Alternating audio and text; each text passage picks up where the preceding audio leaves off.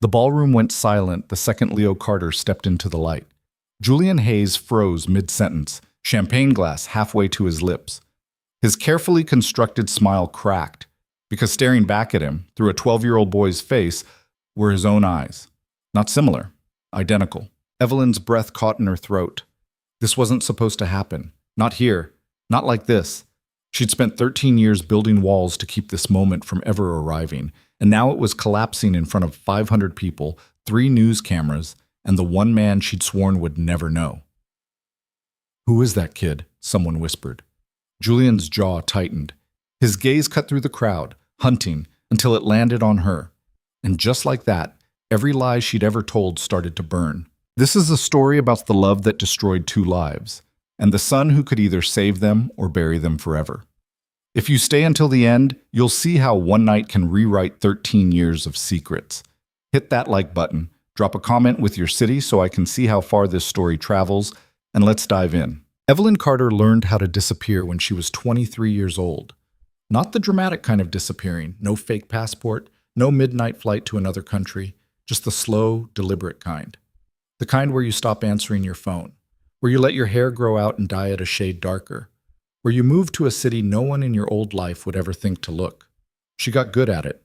By the time Leo turned 2, she'd perfected the art of being invisible.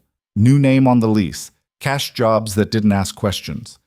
A small apartment in a part of town where people minded their own business because they had secrets too. It wasn't the life she'd imagined, but it was safe. And safety, she'd learned, was worth more than anything else. 13 years later, she was standing in the kitchen of that same apartment, staring at a letter she should have thrown away the second it arrived. Gala invitation, honoring new urban development initiative, black tie. Donors and city leadership required to attend. She hadn't been required to attend anything in over a decade, but 6 months ago she'd made a mistake.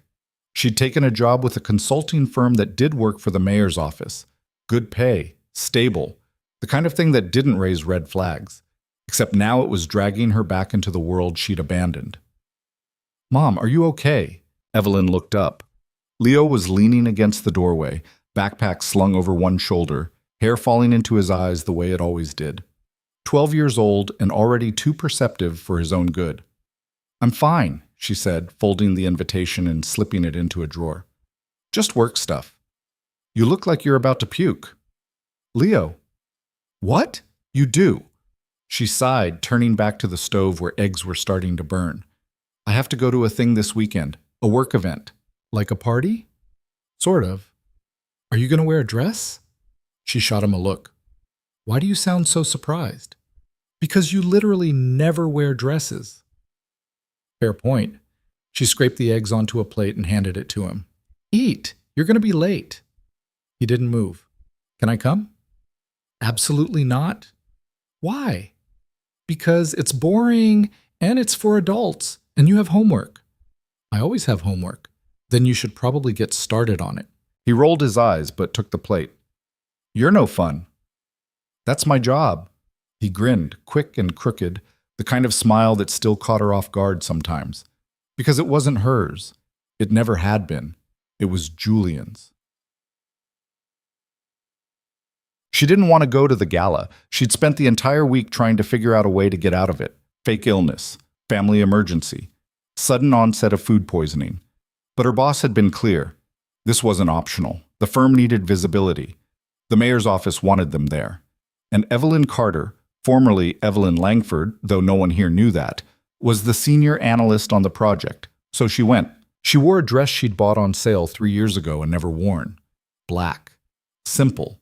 The kind of thing that didn't draw attention. She did her makeup in the bathroom mirror, hands shaking just enough to smudge her eyeliner on the first try. "You look nice," Leo said from the couch. She glanced over. He was supposed to be at his friend's house, but the mom had texted an hour ago saying she'd drop him off after the movie. "Thanks," Evelyn said. "You're supposed to be gone." "Rude." "I'm serious. Mrs. Patterson said 7:30. She's running late." He tilted his head, studying her.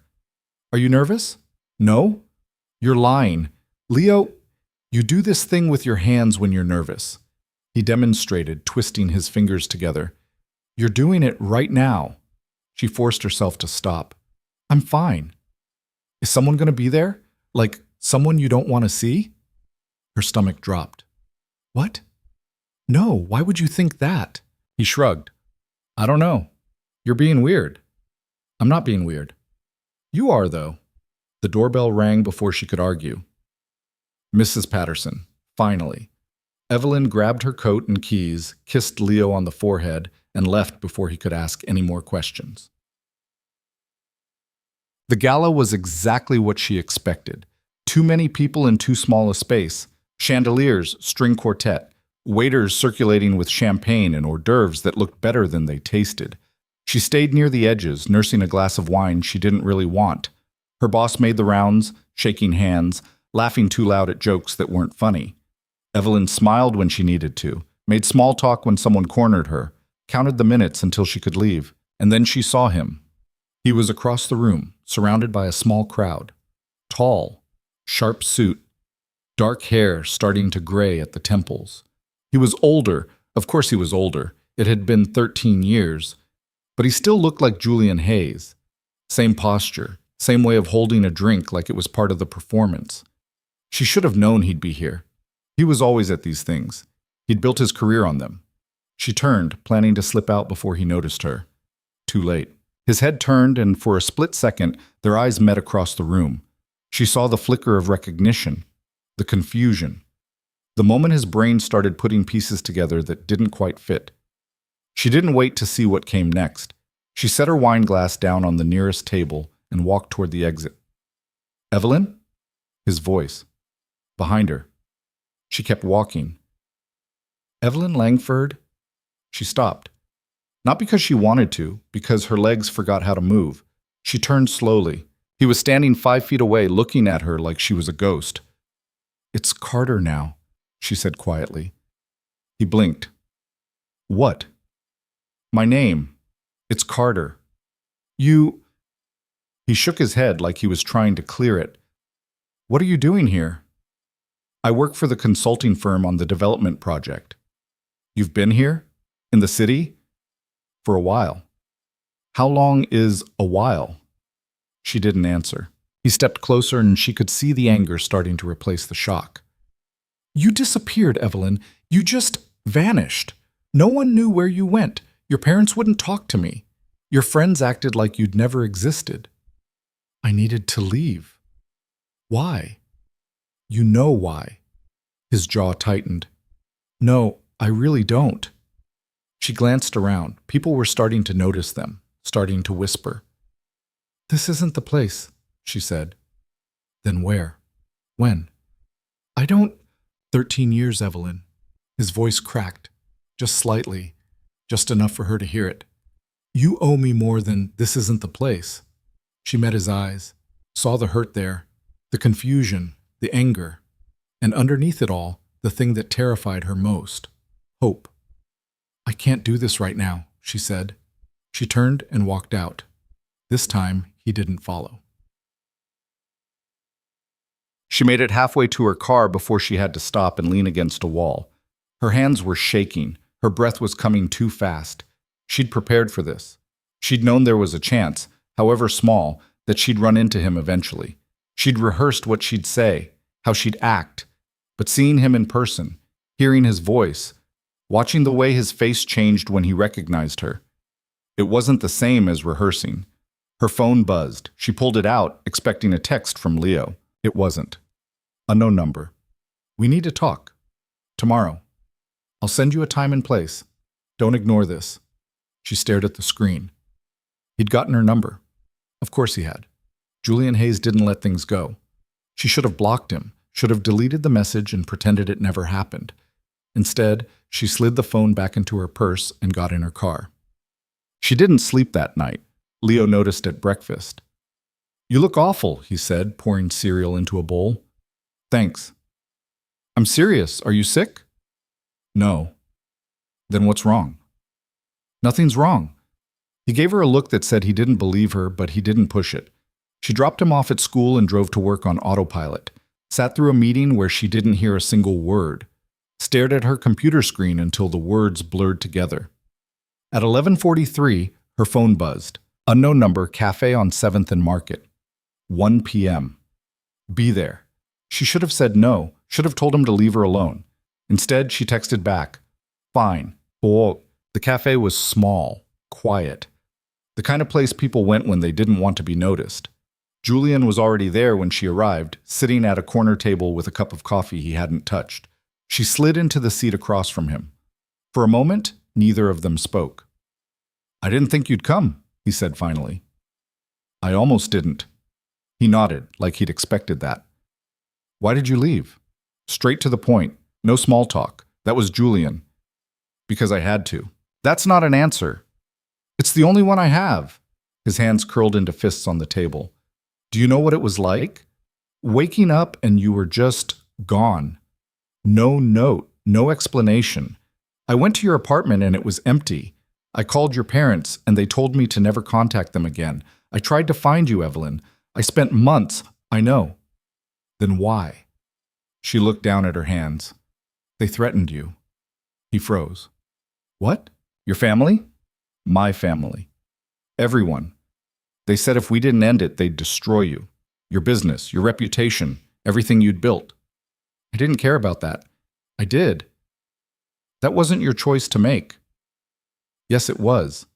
She looked up, meeting his eyes. You don't get to tell me it wasn't. He leaned back, running a hand through his hair. So you just, what? Decided to disappear, start over? Yes. And you didn't think I deserved to know? She didn't answer. He laughed, bitter. You're unbelievable. Julian, no, you don't get to Julian me right now. You vanished for 13 years, and now you show up at a gala like it's nothing? I didn't know you'd be there. Would it have mattered if you did? She didn't answer. He stood up, grabbing his coat. This was a mistake. Wait, why? So you can feed me more half-truths? I don't have time for this, Evelyn. I really don't. He walked out. She sat there, staring at the untouched coffee cup, feeling the weight of 13 years pressing down on her chest. She went home, made dinner, helped Leo with his homework, pretended everything was fine. Mom? She looked up from the dishes. Yeah? Are you sure you're okay? I'm fine, sweetheart. He didn't look convinced, but he let it go. Later that night, after he'd gone to bed, she sat on the couch with a glass of wine and stared at her phone. She should have told Julian the truth, should have explained everything.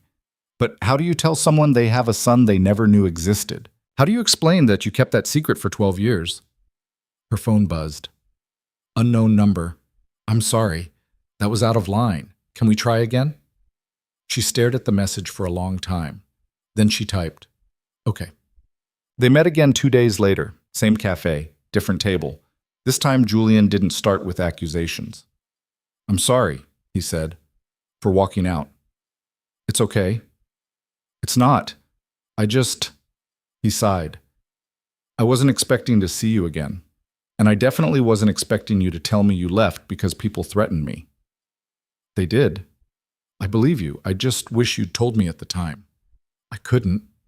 Why? Because you would have fought them, and you would have lost. He looked at her for a long time. You don't know that. Yes, I do. He didn't argue. They sat in silence for a while. What have you been doing? He asked eventually. For the last 13 years. Working, raising, she stopped herself. Living quietly. That doesn't sound like you. People change. Not that much. She smiled just a little. You'd be surprised. He leaned forward. I missed you. Her chest tightened. Julian, I know we can't just pick up where we left off, but I missed you. I need you to know that. I missed you too. The words slipped out before she could stop them. He reached across the table, and for a second she thought he was going to take her hand, but he didn't. Can we try? He asked. To be friends, at least. She wanted to say no, wanted to tell him it was too dangerous, too complicated, too late. But instead she said, Okay. They started meeting regularly after that. Coffee once a week, sometimes lunch, never dinner. That felt too much like a date. Julian told her about his business, the deals he'd made, the enemies he'd collected along the way. Evelyn told him about her work, about the projects she'd managed, about the life she'd built. She didn't tell him about Leo, not yet. She told herself it was because the timing wasn't right, because she needed to figure out how to say it. But the truth was, she was scared. Scared of what he'd say, what he'd do. Scared that once he knew, everything would fall apart again. It was Leo who forced her hand. She'd been careful. So careful. She never mentioned Julian's name, never brought him up.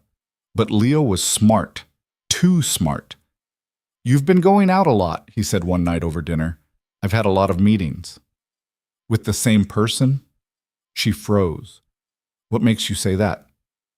"Because you smile different when you come home." "I do not."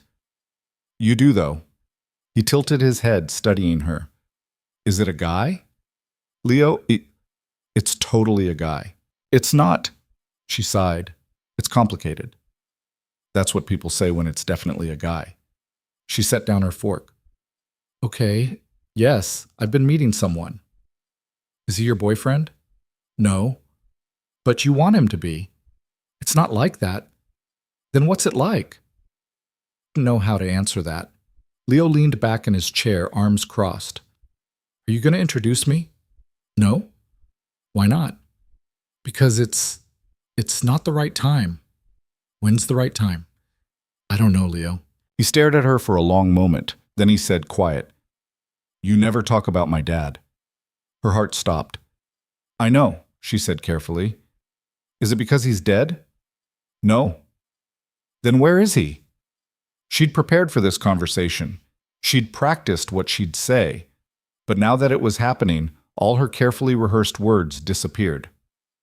"It's complicated," she said finally. "You say that a lot." "I know. Is he a bad person?" "No, he's not a bad person." "Then why isn't he here?" She looked at her son, her beautiful, impossible son, and felt the weight of 13 years of lies pressing down on her. "Because I never told him about you," she said. Leo blinked. "What?" "I didn't tell him. When I left, I didn't know I was pregnant, and when I found out, I didn't know how to reach him, and then time kept passing, and it got harder and harder to... So he doesn't know I exist?" "No." Leo stood up. "That's messed up, Mom." "Leo, no, that's really messed up." He walked to his room and shut the door. Evelyn sat at the table, staring at her half-eaten dinner, and wondered how everything had gone so wrong so fast. She didn't hear from Leo for the rest of the night. He didn't come out for snacks. Didn't ask her to help with homework. Just silence. The next morning he was quiet at breakfast. Didn't make jokes. Didn't ask questions. She dropped him off at school and sat in the parking lot for 10 minutes, trying to figure out what to do. Her phone buzzed. "Julian, coffee today?" She stared at the message. Then she typed, "We need to talk. Can you meet me tonight? 7 p.m. My place." He responded immediately. "Is everything okay?" She didn't answer. Julian showed up at 6:58. Evelyn opened the door, and he must have seen something in her face because his expression shifted immediately. "What's wrong?" he asked. "Come in." He followed her inside, looking around. It was the first time he'd been to her apartment. Small, neat, the kind of place that didn't give much away. "Sit down," she said. He sat on the couch, watching her carefully. She stayed standing. "I need to tell you something," she said, "and I need you to let me say all of it before you react." "Okay." She took a breath. "When I left 13 years ago, I didn't know I was pregnant." She watched his face, saw the confusion, the moment it started to click. "I found out about a month later, and I didn't know how to reach you. Your family had made it clear I wasn't welcome, and I was scared, so I kept it to myself. I had the baby, a boy, and I raised him on my own." Julian didn't move, didn't speak. "His name is Leo," she continued. "He's 12, and he's yours, Julian." Silence. "I know I should have told you," she said, her voice shaking now. "I know I should have found a way, but I didn't, and I'm sorry. I'm so, so sorry." Julian stood up slowly. Where is he? He asked. He's at his friend's house. He'll be home around 8:30. I want to meet him. Julian, I want to meet my son, Evelyn. She nodded. Okay. They didn't talk while they waited. Evelyn made tea that neither of them drank. Julian sat on the couch, hands clasped, staring at nothing. At 8:27, she heard footsteps in the hallway. The door opened. Leo walked in, backpack slung over one shoulder, earbuds in. He looked up and froze. Mom? He said slowly, pulling out the earbuds. Who's this? Evelyn's throat closed. Julian stood up, and Leo, looking between them, went very still. You have his eyes, Leo said quietly. Julian's breath caught. Leo, Evelyn said, this is Julian Hayes. Leo stared at him. You're my dad. It wasn't a question. Julian nodded and his voice came out rough. Yeah, I am. Leo's jaw tightened. He looked at Evelyn. Did you know he was coming? Yes. When were you going to tell me? I was going to, when, Mom? She didn't have an answer. Leo turned back to Julian. Did you know about me? No, Julian said. Not until tonight. So she didn't tell you either? No. Leo laughed, bitter. Great. That's just great. Leo, Evelyn started. I'm going to my room. Wait. But he was already gone, door slamming behind him. Evelyn stood there, frozen, as the sound echoed through the apartment. Julian looked at her. He hates me. He doesn't hate you. He's just processing. He has every right to hate me. Julian, you didn't know. That doesn't matter. He ran a hand through his hair. I missed 12 years of his life, Evelyn. 12 years. I know. Do you? He turned to face her fully. Do you have any idea what this feels like? I'm sorry. Stop saying that. What do you want me to say? I don't know. His voice cracked. I don't know what I want you to say. I don't know what I'm supposed to feel right now. I have a son. I have a son and I don't know him, and he doesn't know me. And that's... He broke off, sinking back onto the couch. Evelyn sat down next to him, keeping a careful distance. We can fix this, she said quietly. Can we? We have to try. He looked at her. He looks like me. I know. How did I not see it?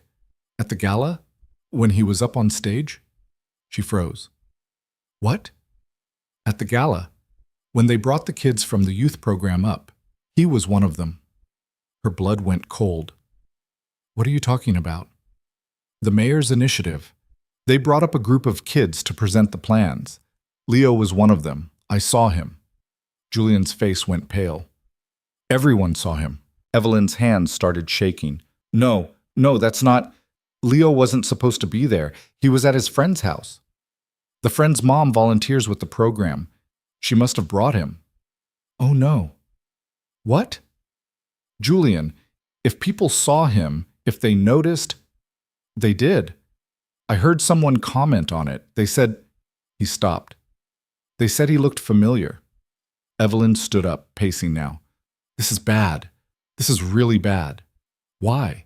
Because your enemies, the people who wanted to keep us apart, they're still out there. And if they figure out Leo exists, they'll use him. She nodded. Julian stood up, his expression hardening. Then we don't let them. It's not that simple. Yes, it is. We protect him, whatever it takes. She wanted to believe him, wanted to believe they could just fix this. But she'd spent 13 years running from these people. She knew better. We need to be smart about this, she said. Agreed. And we need to tell Leo everything. He deserves to know what he's walking into. Julian nodded. Tomorrow. We tell him together. She met his eyes. Okay. But tomorrow came faster than either of them expected, because at 6:47 the next morning, Evelyn's phone rang. Unknown number. She answered, her stomach already sinking. Miss Carter? A woman's voice, clipped, professional. This is Rebecca Torrance. I represent the Hayes family interests. Evelyn's blood went cold. I'm calling to inform you that certain parties have become aware of your son's existence. And they have questions. What kind of questions? The kind that could become very uncomfortable if not addressed properly. I'd like to schedule a meeting, today, if possible. I'm not interested. I don't think you understand the situation, Ms. Carter. This isn't a request. Then what is it? A courtesy. Before things get complicated. The line went dead.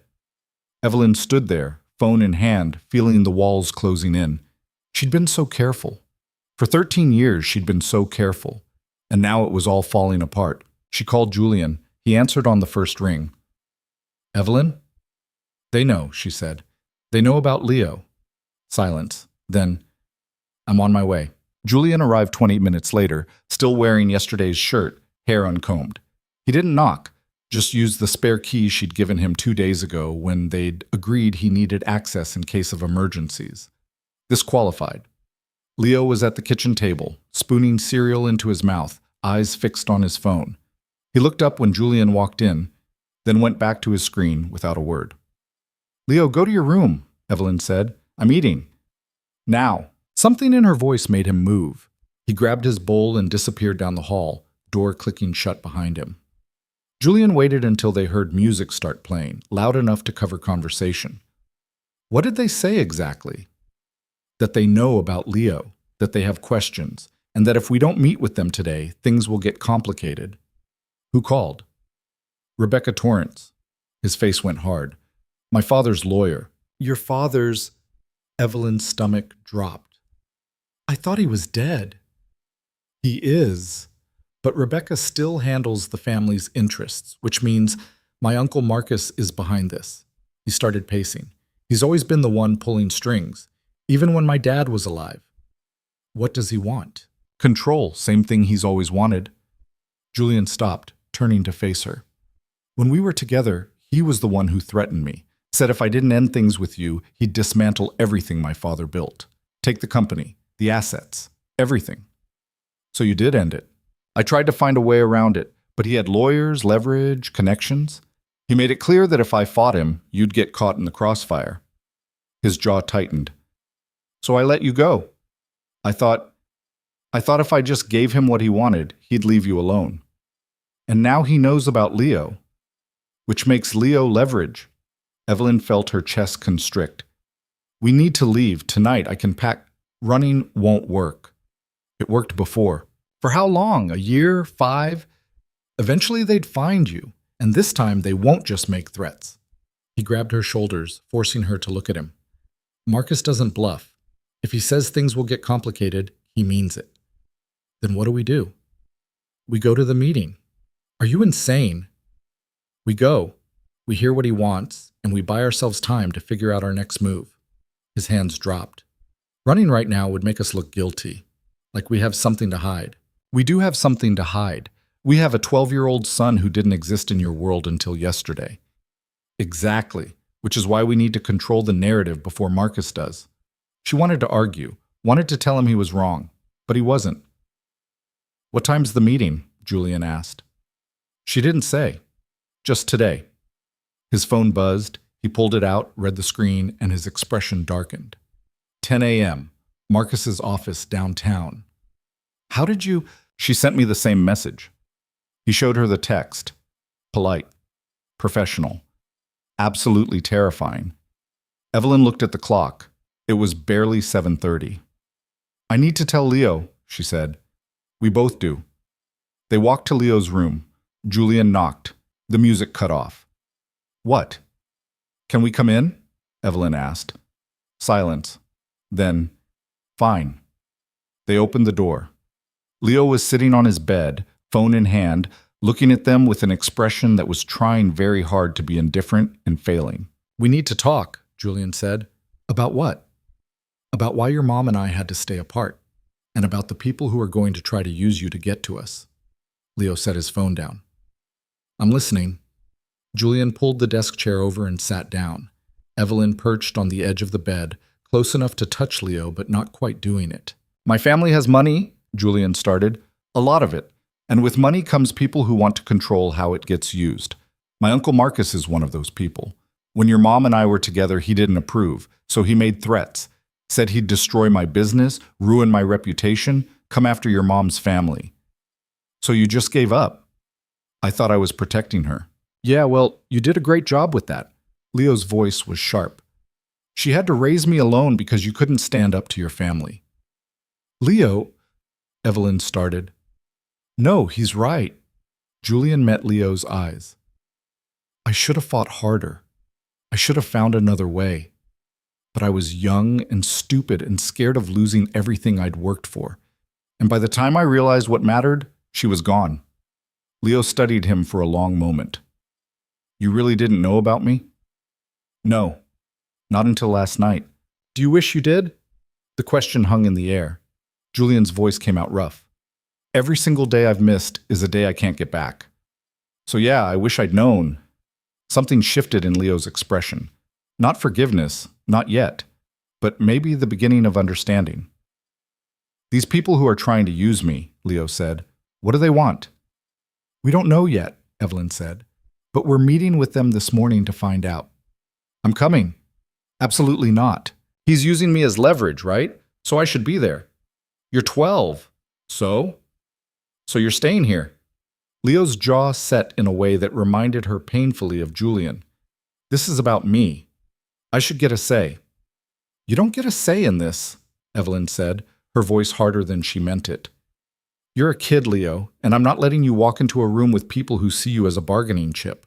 Then what am I supposed to do? Just sit here and wait? Yes. He stood up. That's not fair. Life's not fair. Mom. End of discussion. She stood too, matching his energy. You're staying here. Mrs. Patterson's going to come sit with you while we're gone. I don't need a babysitter. Too bad. They stared at each other. Julian cleared his throat.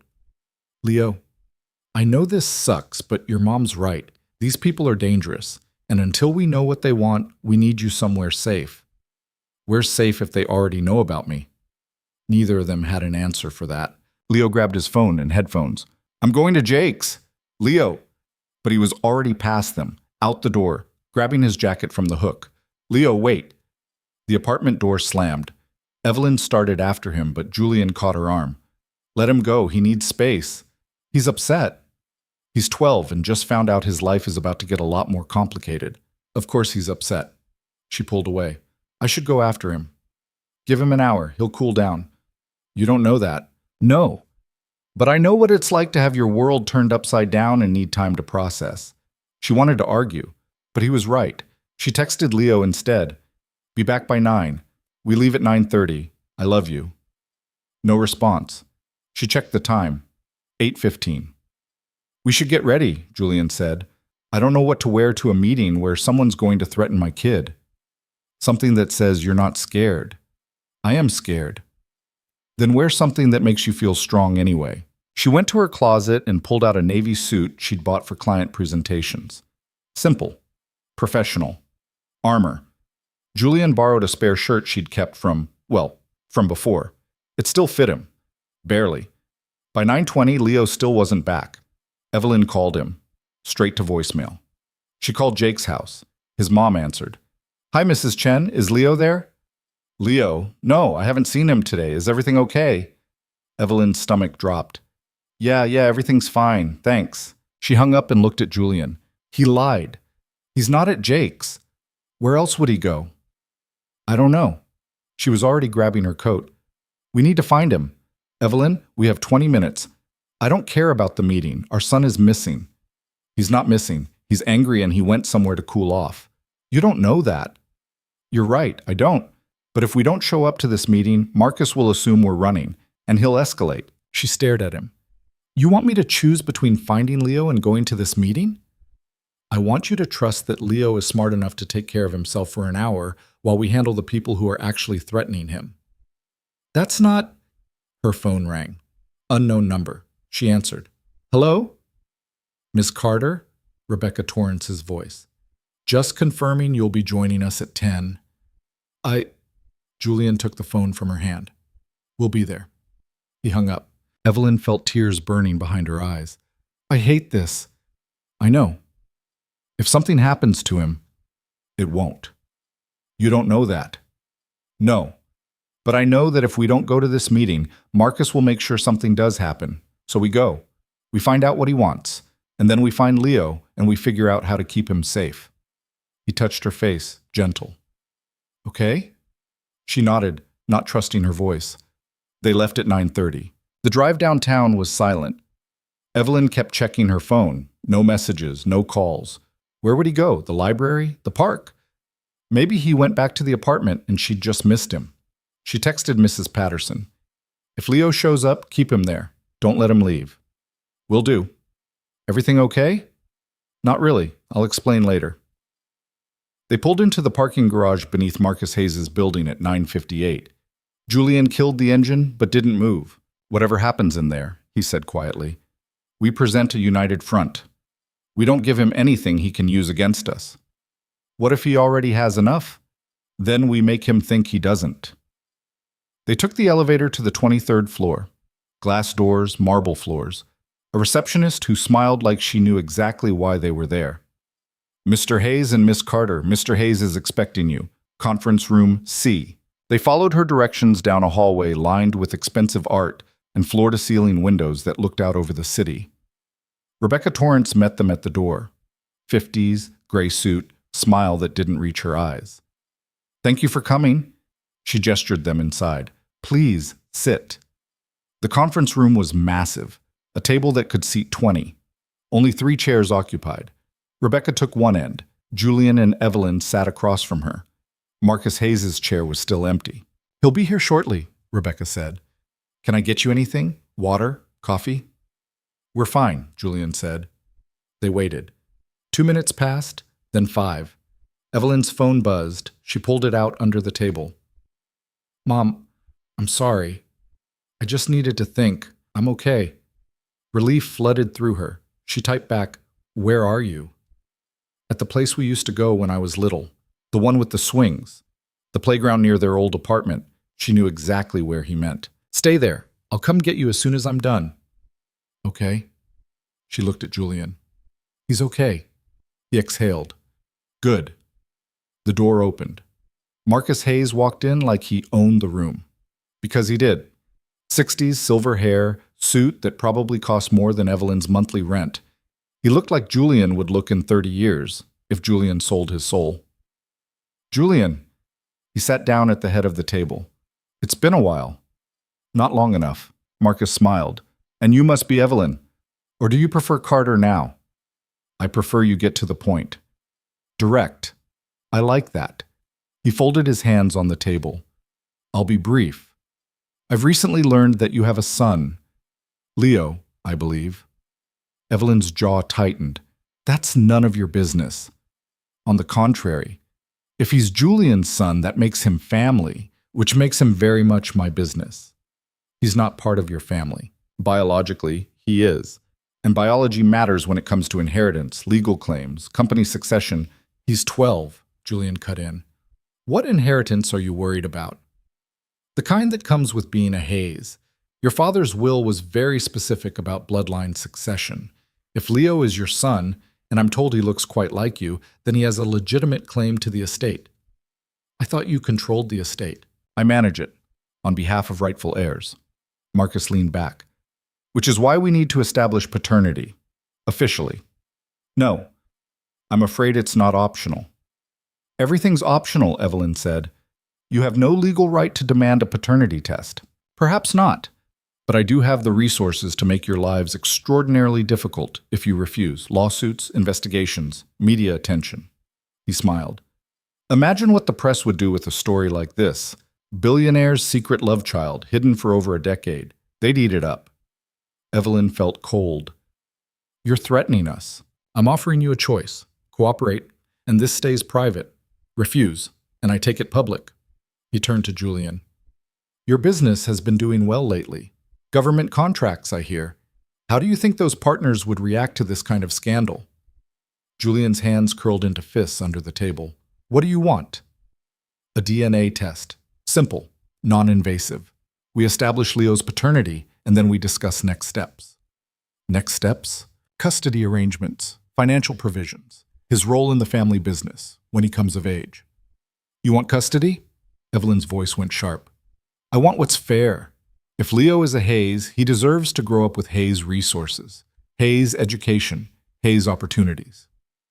He has everything he needs. Does he? Living in a one-bedroom apartment, going to public school, wearing secondhand clothes? How do you? I make it my business to know things.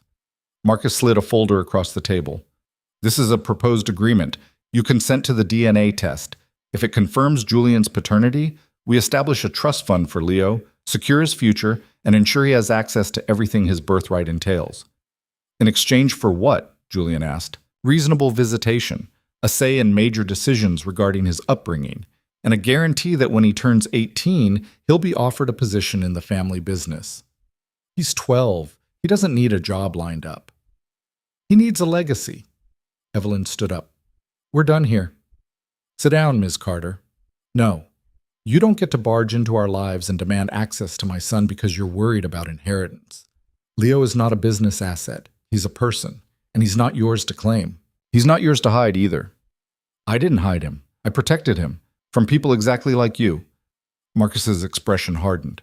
You took away 13 years that Julian could have spent with his son. You denied Leo his father, his family, his birthright. And now you have the audacity to act like you're protecting him? I am protecting him. From what? Money? Opportunity? A future? From being used as a pawn in whatever game you're playing. This isn't a game. This is about family. No, Julian said quietly. It's about control. It's always been about control with you. Marcus turned to him. You think you're better than me? You think you can give that boy what he needs? I don't know, but I'm sure as hell going to try. By doing what? Playing house with the woman who lied to you for 13 years? Building a happy family while your business collapses because you're too distracted to run it? My business is fine, for now. But how long do you think that lasts once this story breaks? Once your investors start asking questions? Once your competitors smell blood? Marcus leaned forward. You need me, Julian, whether you like it or not. I can protect you from the fallout. Spin this story so it doesn't destroy you, but only if you work with me. I don't need your protection. Yes, you do. Because if you fight me on this, I will bury you. And I will take Leo anyway, through legal channels you can't afford to fight. He looked at Evelyn. You've done an admirable job raising him on your own. But you're outmatched here. Sign the agreement. Let us help. Or lose everything trying to keep us out. Evelyn felt the walls closing in. This was exactly what she'd been afraid of. Exactly why she'd run 13 years ago. These people didn't lose. Julian stood up, grabbing her hand. We need to discuss this, privately. You have 24 hours, Marcus said. After that, I move forward with or without your cooperation. They walked out. Neither of them spoke until they were back in the car, doors locked, surrounded by concrete and darkness. Then Evelyn started shaking. Hey, breathe. Julian turned in his seat, hands on her shoulders. We're okay. We're not okay. He's going to take Leo. No, he's not. You heard him. He has lawyers, money, resources. And we have the truth. Leo is our son, not his. That won't matter in court. Then we don't let it get to court. She looked at him. What are you saying? His jaw set. I'm saying we fight. We find a way to expose Marcus before he can destroy us. We take away his leverage. How? I don't know yet, but I'm not rolling over for him. Not this time. He started the car. First we get Leo, then we figure out our next move. They drove to the playground in silence. Leo was exactly where he said he'd be, sitting on the swings, dragging his feet through the dirt. He looked up when they approached. I'm sorry, he said before either of them could speak. I shouldn't have run off. Evelyn pulled him into a hug. You scared me. I know. I'm sorry. Julian sat down on the swing next to him. How much do you know about my family? Leo shrugged. Just what Mom told me. That they're rich and they didn't want you together. That's the simplified version. The real version is that my Uncle Marcus is a control freak who uses money and power to manipulate everyone around him. And now that he knows about you, he's going to try to use you too. What does he want? He wants to prove you're my son, and then he wants to control how you grow up. Leo looked at Evelyn. Are you going to let him? No. What if he takes you to court? Then we fight him in court. What if we lose? Evelyn crouched down so she was eye level with him. Listen to me. I have spent 12 years keeping you safe, and I am not stopping now. Whatever happens, whatever Marcus tries to do, we are not giving up. Do you understand?" Leo nodded, but his eyes were scared. Julian stood up. "Come on, let's get out of here." They went back to the apartment, ordered takeout, tried to pretend things were normal. But they weren't normal, and they all knew it. That night, after Leo went to bed, Evelyn and Julian sat at the kitchen table with laptops and legal pads trying to build a strategy. "We need leverage," Julian said. "Something that makes Marcus back off." "Like what?" "Dirt, secrets, anything we can use to convince him that going public would hurt him more than it hurts us." "Do you have anything like that?" "Not yet, but Marcus has been running the family business for 30 years. There's no way he's clean." Evelyn rubbed her eyes. "This is insane." "Yeah, we're really doing this, going to war with one of the most powerful families in the city."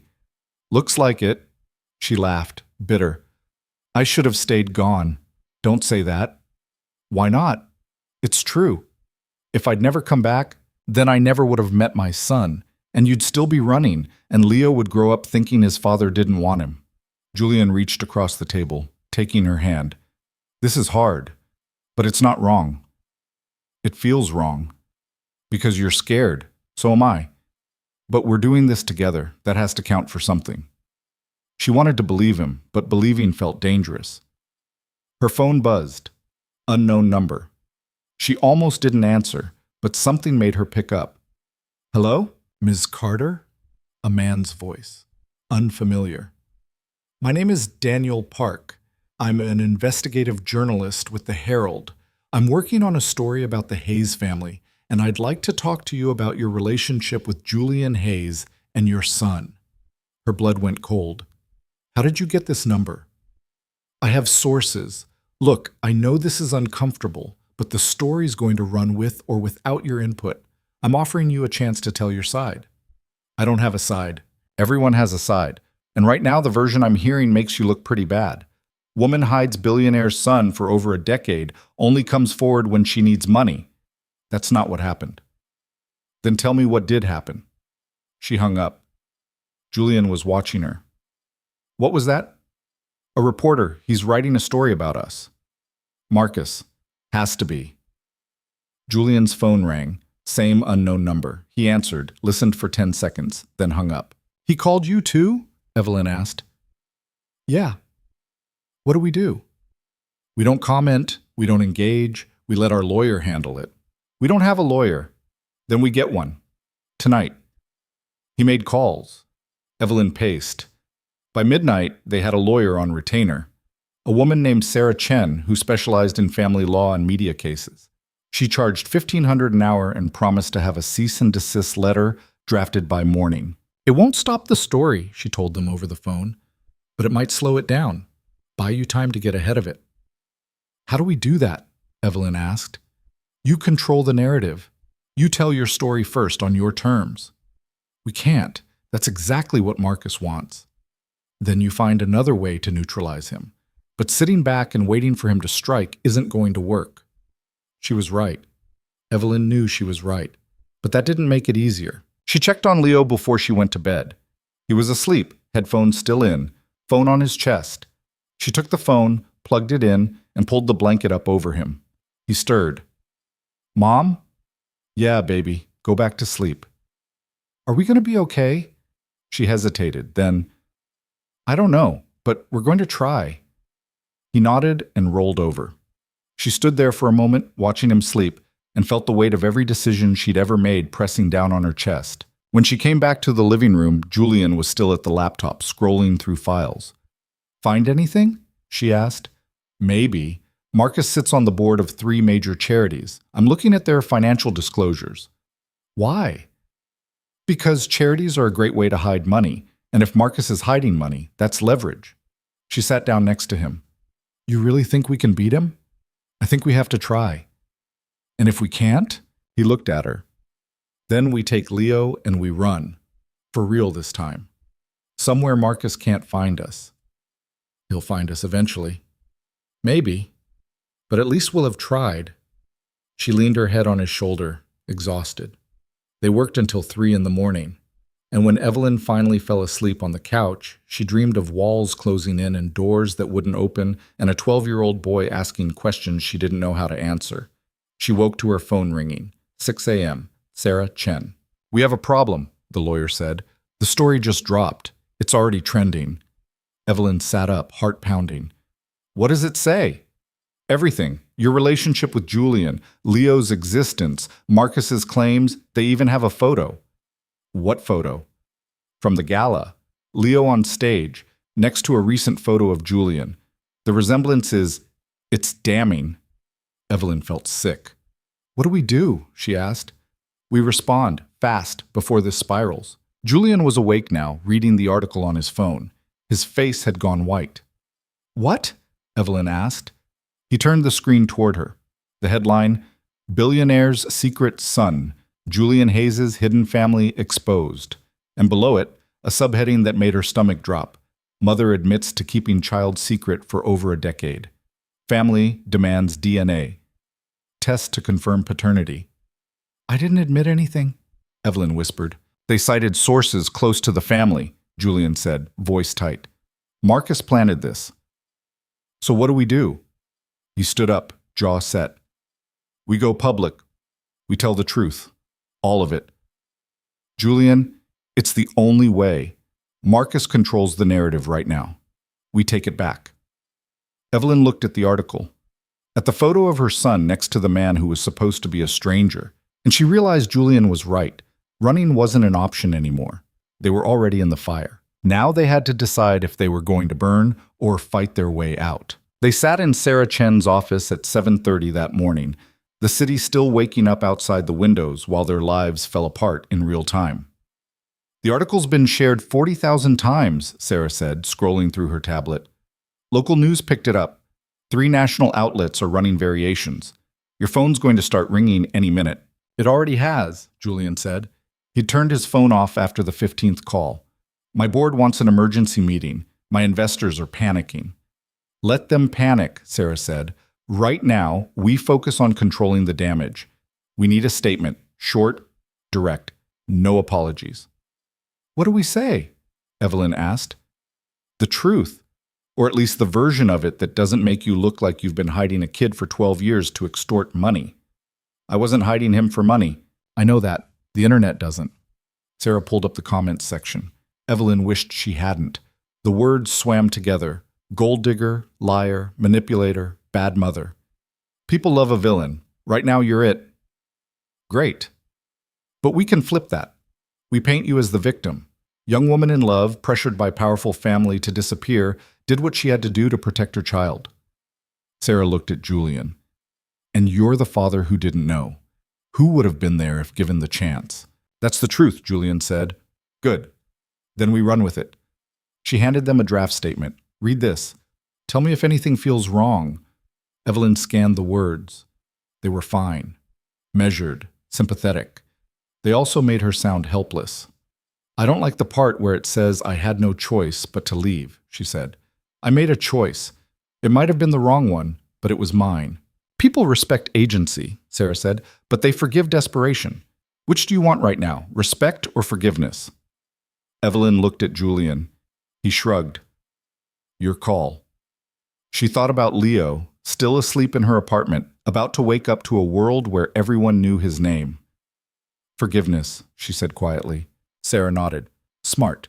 We'll release this at 9. By then, morning shows will be running the story. We get ahead of the second wave." She paused. "One more thing. Leo, we need to decide how much we're saying about him." "Nothing," Evelyn said immediately. "That's not realistic. He's the story. He's 12. He didn't ask for this. Neither did you. But here we are." Sarah's voice softened. "Look, I'm not saying we throw him to the wolves, but we acknowledge he exists. We say he's a bright, wonderful kid who deserves privacy. We make people feel protective of him instead of curious. And if they don't, then we get a restraining order against any journalist who comes within 50 feet of him." She closed her tablet. "I've handled worse. Trust me." Evelyn wanted to, but trust felt like a luxury she couldn't afford. They left Sarah's office at 8:50. Julian drove while Evelyn called Mrs. Patterson. "Can you take Leo to school through the back entrance?" she asked. "And maybe stay with him? Just for today? Of course. Is everything okay?" "Not really, but I'll explain later." "Evelyn, I have to go. Thank you." She hung up and immediately texted Leo. "Stay off your phone today. Don't read anything online. I'll explain everything tonight. I love you." 3 dots appeared. Then, "Is it bad?" "It's complicated. Just trust me, okay?" "Okay." Julian pulled into a parking lot and killed the engine. "Where are we?" Evelyn asked. "Somewhere we can think." He turned to face her. "Before we do this, before we put out that statement and make this real, I need you to know something." "What?" "I'm all in. Whatever happens, whatever Marcus does. I'm not walking away from you or Leo again." She felt her throat tighten. "Julian, I mean it. I spent 13 years thinking I'd lost you. Now I have a second chance. And a son, and I'm not screwing this up." "You don't know what you're signing up for." "Yes, I do. Marcus is going to come at us with everything. The media is going to tear us apart. Your business can survive. Or it can't. Either way, I'd rather lose it fighting for my family than keep it by abandoning them." The word hung in the air. Family. They weren't there yet. Not really. But maybe they could be. "Okay," she said. "Okay? Okay. We do this together." He kissed her, quick, desperate, like he was afraid she'd change her mind. When they pulled apart, she was shaking. "We should go," she said. "Yeah." But neither of them moved. At 9 a.m., the statement went live. Sarah posted it on Julian's verified accounts, all of them. Within minutes, it was being quoted, screenshotted, analyzed. Evelyn read the reactions on her phone, sitting in Julian's car in the parking lot of a coffee shop they couldn't bring themselves to enter. Some people believed them, some didn't. Most just wanted more details. And then, at 9:43, Marcus Hayes released his own statement. Julian's phone buzzed with the alert. He read it out loud. "While we appreciate Mr. Hayes and Ms. Carter's willingness to address this matter publicly, we remain concerned about the well-being of the child in question. Until paternity is established through proper legal channels, we cannot comment further. However, we want to assure everyone that the Hayes family is committed to doing what's best for all parties involved, especially the child." Evelyn felt sick. "He made us sound like we're refusing to prove Leo's yours. That's the point." Julian's jaw tightened. "He's backing us into a corner. Either we agree to the DNA test and let him in, or we look like we're hiding something. So what do we do?" "We call his bluff." "How?" Julian started typing on his phone. "We agree to the test, publicly, right now." "Julian, think about it. If we refuse, he controls the narrative. But if we agree, on our terms with our doctor, results released through our lawyer, we take away his leverage. He'll still use the results to claim rights to Leo. Let him try. We'll have proof that we were transparent, that we cooperated. That makes us look reasonable, and it makes whatever Marcus does next look like a power grab." Evelyn wanted to argue, but he was right. She hated that he was right. "Fine," she said. "Do it." Julian typed for another minute, then showed her the tweet before posting it. "We welcome the opportunity to establish paternity through independent testing. This has never been about hiding the truth. It's about protecting our son's privacy and well-being. We'll release results through our attorney when available." He hit send. The response was immediate. Hundreds of replies within seconds, most supportive, some skeptical. And then Marcus called. Julian answered on speaker. "That was a mistake," Marcus said without preamble. "Was it? You just agreed to hand me exactly what I want. You wanted a DNA test. You're getting one. On your terms, which means you'll drag it out, challenge the results, file appeals. Or," Julian interrupted, "we could do it this week, fast, clean, no games." Silence. "Why would you do that?" Marcus asked slowly. "Because I'm tired of you holding this over us. You want proof Leo's mine? Fine, let's get proof, and then we move on." "Move on to what?" "That's what we're going to discuss, after the results come back." "You think a DNA test ends this?" "I think it's a start." Marcus laughed. "You're more naive than I thought." Maybe. Or maybe I'm just done playing your games. This isn't a game, Julian. This is about legacy, about family, about making sure that boy grows up knowing who he is. He knows who he is. He's Leo Carter, my son, and that's all he needs to know. For now. But when he's older, when he realizes what he could have had, you think he's going to thank you for keeping him away from his birthright? I think he's going to thank me for keeping him away from you. Julian hung up. Evelyn stared at him. That was stupid, I know. I was going to say brave. Same thing. Her phone rang. Sarah. Tell me you didn't just pick a fight with Marcus Hayes on Twitter, the lawyer said. We didn't pick a fight. We agreed to his terms on your timeline, which he's going to use against you. Sarah sighed. But it's done now. We work with it. I'm setting up the DNA test for tomorrow. Independent lab. Results in 72 hours. That fast? I expedited it. Cost extra, but it's worth it. The faster we get this done, the faster we control the story. She paused. How's Leo handling this? I don't know yet. I'm about to find out. Evelyn picked Leo up from school at 3. Mrs. Patterson had kept him inside during lunch, away from the other kids who'd definitely seen the news by now. He got in the car without a word. Hey, Evelyn said. Everyone knows. I know. Jake's mom asked me if it was true, if Julian Hayes is really my dad. What did you say? I said I didn't want to talk about it. He stared out the window. She looked at me like I was lying. You weren't lying. I wasn't telling the truth either. Evelyn didn't know what to say to that. They drove in silence until Leo spoke again. Are we rich now? What? The article said Julian's worth like $500 million. Does that mean we're rich? No. Why not? Because that's his money, not ours. But if he's my dad, it doesn't work like that, Leo. Then how does it work? She pulled over, turned to face him. Listen to me. Julian's money, his business, his life, none of that changes who you are. You're still you. We're still us, and we're going to figure this out together, okay? But what if I want to know him? Like, actually know him? Then you will. We're not keeping you apart. What about the other guy? The one who's trying to take me? Marcus. And he's not taking you anywhere. But what if he tries? Then we stop him. How? I don't know yet, but we will. Leo looked at her for a long moment. You're scared. Yeah, I am. Me too. She pulled him into a hug. He was getting too big for this, almost as tall as her now, but he still folded into her arms like he was little. It's going to be okay, she whispered. You don't know that. No, but I'm choosing to believe it anyway. That night, Julian came over with takeout and a plan. We need to talk about the test, he said once Leo was in his room, door closed, music playing. What about it? After the results come back, assuming they confirm what we already know, Marcus is going to push for visitation, custody arrangements, financial agreements. We say no, and he takes us to court. Then we fight him in court. With what money? Julian set down his fork. I'm not trying to be negative. I'm trying to be realistic. Marcus has unlimited resources. We don't. So what are you suggesting? We negotiate.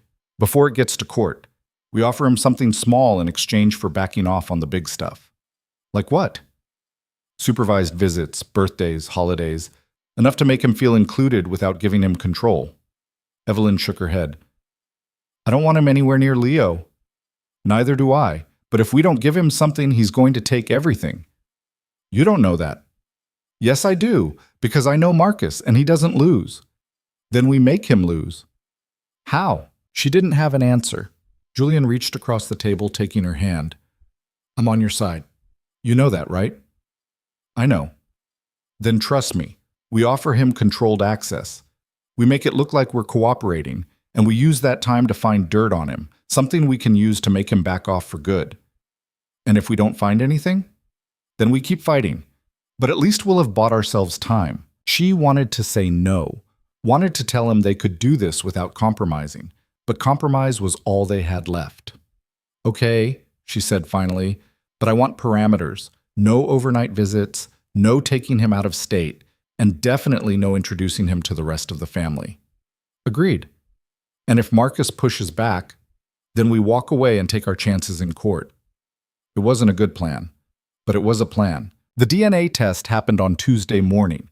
A technician came to Julian's apartment, neutral ground, and swabbed both their cheeks while a notary watched. Leo fidgeted through the whole thing. "Does it hurt?" he asked. "No," the technician said. "Just a quick swab. You won't feel anything." "Then why does everyone look so serious?" No one answered. Results came back Thursday afternoon. Sarah called them both. Conference line. "It's a match," she said. 99.9% probability. Julian is Leo's biological father. Evelyn closed her eyes. She'd known. Of course she'd known. But hearing it stated like that, clinical, certain, irrevocable, made it real in a way it hadn't been before.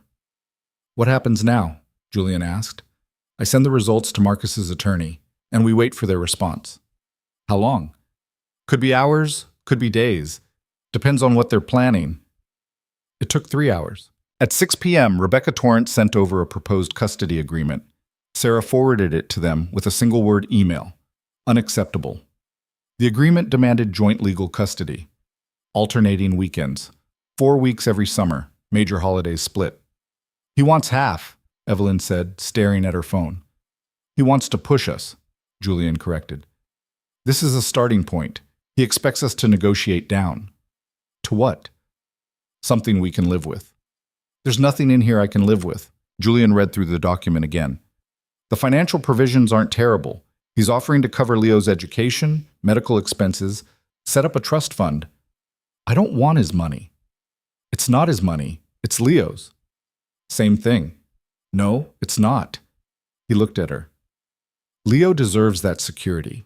Whatever happens between us and Marcus, Leo shouldn't suffer for it." She hated that he was right. Hated all of this. "I need air," she said, standing up. "Evelyn, I need a minute."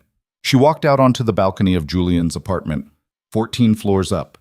The city spread out below, lights starting to flicker on as the sun set. She'd left this place 13 years ago thinking she'd never come back. Now she was here, fighting for the right to keep her son while standing in the home of the man she'd run from. Her phone buzzed. A text from an unknown number. "You should take the deal. It's better than what comes next." She stared at the screen. Then she called Sarah. "Someone just texted me, threatened me." "What did they say?" Evelyn read the message. Sarah was quiet for a moment. "That's not a threat. That's a warning." "From who?" "Probably someone in Marcus's camp or a journalist fishing for a reaction." "What do I do?" "Nothing. Don't respond. Don't engage. Just forward it to me." Evelyn did, but the message stayed with her. Better than what comes next. What came next arrived Friday morning. Evelyn woke up to 17 missed calls and 42 text messages. The first one she read was from Sarah. "Call me. Now." She called. "There's another article," Sarah said. "Worse than the first." "How much worse?" "They have medical records, yours, from when you were pregnant." Evelyn's stomach dropped. "How?" "HIPAA violation. Someone leaked them. We're filing complaints, but the damage is done." "What do the records say?" "That you listed the father as unknown, that you were flagged for possible postpartum depression, that you refused to give emergency contact information." Sarah's voice was careful. "They're spinning it like you were unstable, like you deliberately cut Julian out." "I was 23 and terrified. Of course I was unstable." "I know, but that's not how it reads." Evelyn's hands started shaking. "Who leaked them?" "We're trying to find out, but my guess, someone with access to hospital databases and a reason to make you look bad." "Marcus." "Can't prove it yet, but yeah, probably." Julian called 60 seconds later. "I'm coming over," he said. "You don't have to. I'm already in the car." He showed up 20 minutes later with coffee and a tablet showing the article. She made herself read it. It was worse than Sarah had described. They'd pulled quotes from her medical charts, notes from a social worker who'd checked on her after Leo was born, a comment from a nurse about her being withdrawn and uncooperative. None of it was false. All of it looked damning. They're building a case, Julian said quietly, that you're unfit. I'm not. I know. But this is Marcus laying groundwork. If we fight him on custody, he's going to use all of this against you. Let him try. Evelyn, I'm serious. Let him bring it to court. Let him try to prove I'm a bad mother. I dare him. He doesn't have to prove it. He just has to make a jury believe it. She looked at him. You think I'd lose? I think it's a risk we can't afford to take. So what? We just give up? Let him have Leo. No. We negotiate. We accept parts of his proposal. We give him enough to make him back off the worst of it. I don't want to negotiate. Neither do I. But we're out of options. She stood up, pacing. There has to be another way. If there is, I haven't found it. Then we keep looking. For what? We don't have dirt on Marcus. We don't have money to fight a long legal battle. We have the truth. The truth doesn't matter if no one believes it. She stopped, turned to face him. You're giving up. I'm being realistic. No, you're scared. And you're letting that fear make decisions for you, just like you did 13 years ago. His face went hard. That's not fair. Isn't it? You let Marcus control you then, and you're letting him control you now. I'm trying to protect our son. By handing him over to the people who destroyed us. By keeping him out of a custody battle that could tear him apart. They stared at each other. I can't do this, Evelyn said quietly. Do what? This. Watching you fold every time Marcus pushes. I need you to fight, actually fight, not just manage the damage. I am fighting. No. You're surviving. There's a difference. Julian's jaw tightened. What do you want from me? I want you to be willing to lose everything for him. For us. I am willing. Are you? Because it looks like you're trying to find a compromise that lets you keep your business and your reputation and your life exactly as it was before we showed up. That's not, isn't it? He stood up. You want me to burn my life down? Fine, I'll do it. But don't act like that solves anything. Don't act like destroying everything I've built is going to make Marcus back off. It won't. It'll just make us weaker. Maybe. Or maybe it'll make us free. Free to do what? Run again? Hide? Pretend Leo doesn't deserve everything Marcus is offering him? Leo deserves a family, not a trust fund. He can have both. Not with Marcus in the picture. Julian grabbed his coat. I need to go. Julian, I'll call you later. He left. Evelyn stood in the empty apartment shaking. Her phone buzzed. Another unknown number. She almost didn't answer, but something made her pick up. Miss Carter? A woman's voice. Not Rebecca. Someone new. Who is this? My name is Jennifer Morrison. I used to work for the Hayes family. I think we should talk. About what? About Marcus and the things he did to make sure Julian never found you. Evelyn's breath caught. What things? Not over the phone. Can you meet me? When? Tonight, 10 p.m. There's a diner on 5th and Broadway. I'll be in the back booth. How do I know this isn't a setup? You don't. But if you want proof that Marcus has been manipulating this situation from the beginning, I have it. The line went dead. Evelyn stared at her phone. This could be a trap. Could be Marcus testing her. Could be a reporter trying to get a story. Or it could be exactly what she needed. She texted Julian. Someone wants to meet. Says they have proof Marcus manipulated things 13 years ago. He responded immediately. Don't go alone. Come with me? 3 dots. Then, what time? At 9:45, they pulled into the parking lot of the diner. It was old, run down, the kind of place that didn't ask questions. Jennifer Morrison was exactly where she said she'd be. Late 50s, gray hair, tired eyes. She looked up when they approached. You came, she said. We're here, Julian said, sliding into the booth across from her. Who are you? I told you I used to work for your family. Doing what? Whatever Marcus needed. Assistant, courier, occasionally fixer. Evelyn's stomach tightened. What does that mean? It means when Marcus wanted something done quietly, I did it. Jennifer pulled a folder out of her bag, including making sure Julian never found you. She slid the folder across the table. Julian opened it. Inside were emails, bank statements, receipts. What am I looking at? He asked. Proof that Marcus paid your private investigator to feed you false leads. Proof that he bribed hospital staff to remove Evelyn's name from databases. Proof that he bought off her landlord to keep her location secret. Jennifer's voice was flat. He spent $200,000 making sure you never found her. And when that wasn't enough, he threatened her parents. Told them if they helped you, he'd destroy their business. Evelyn felt the room spin.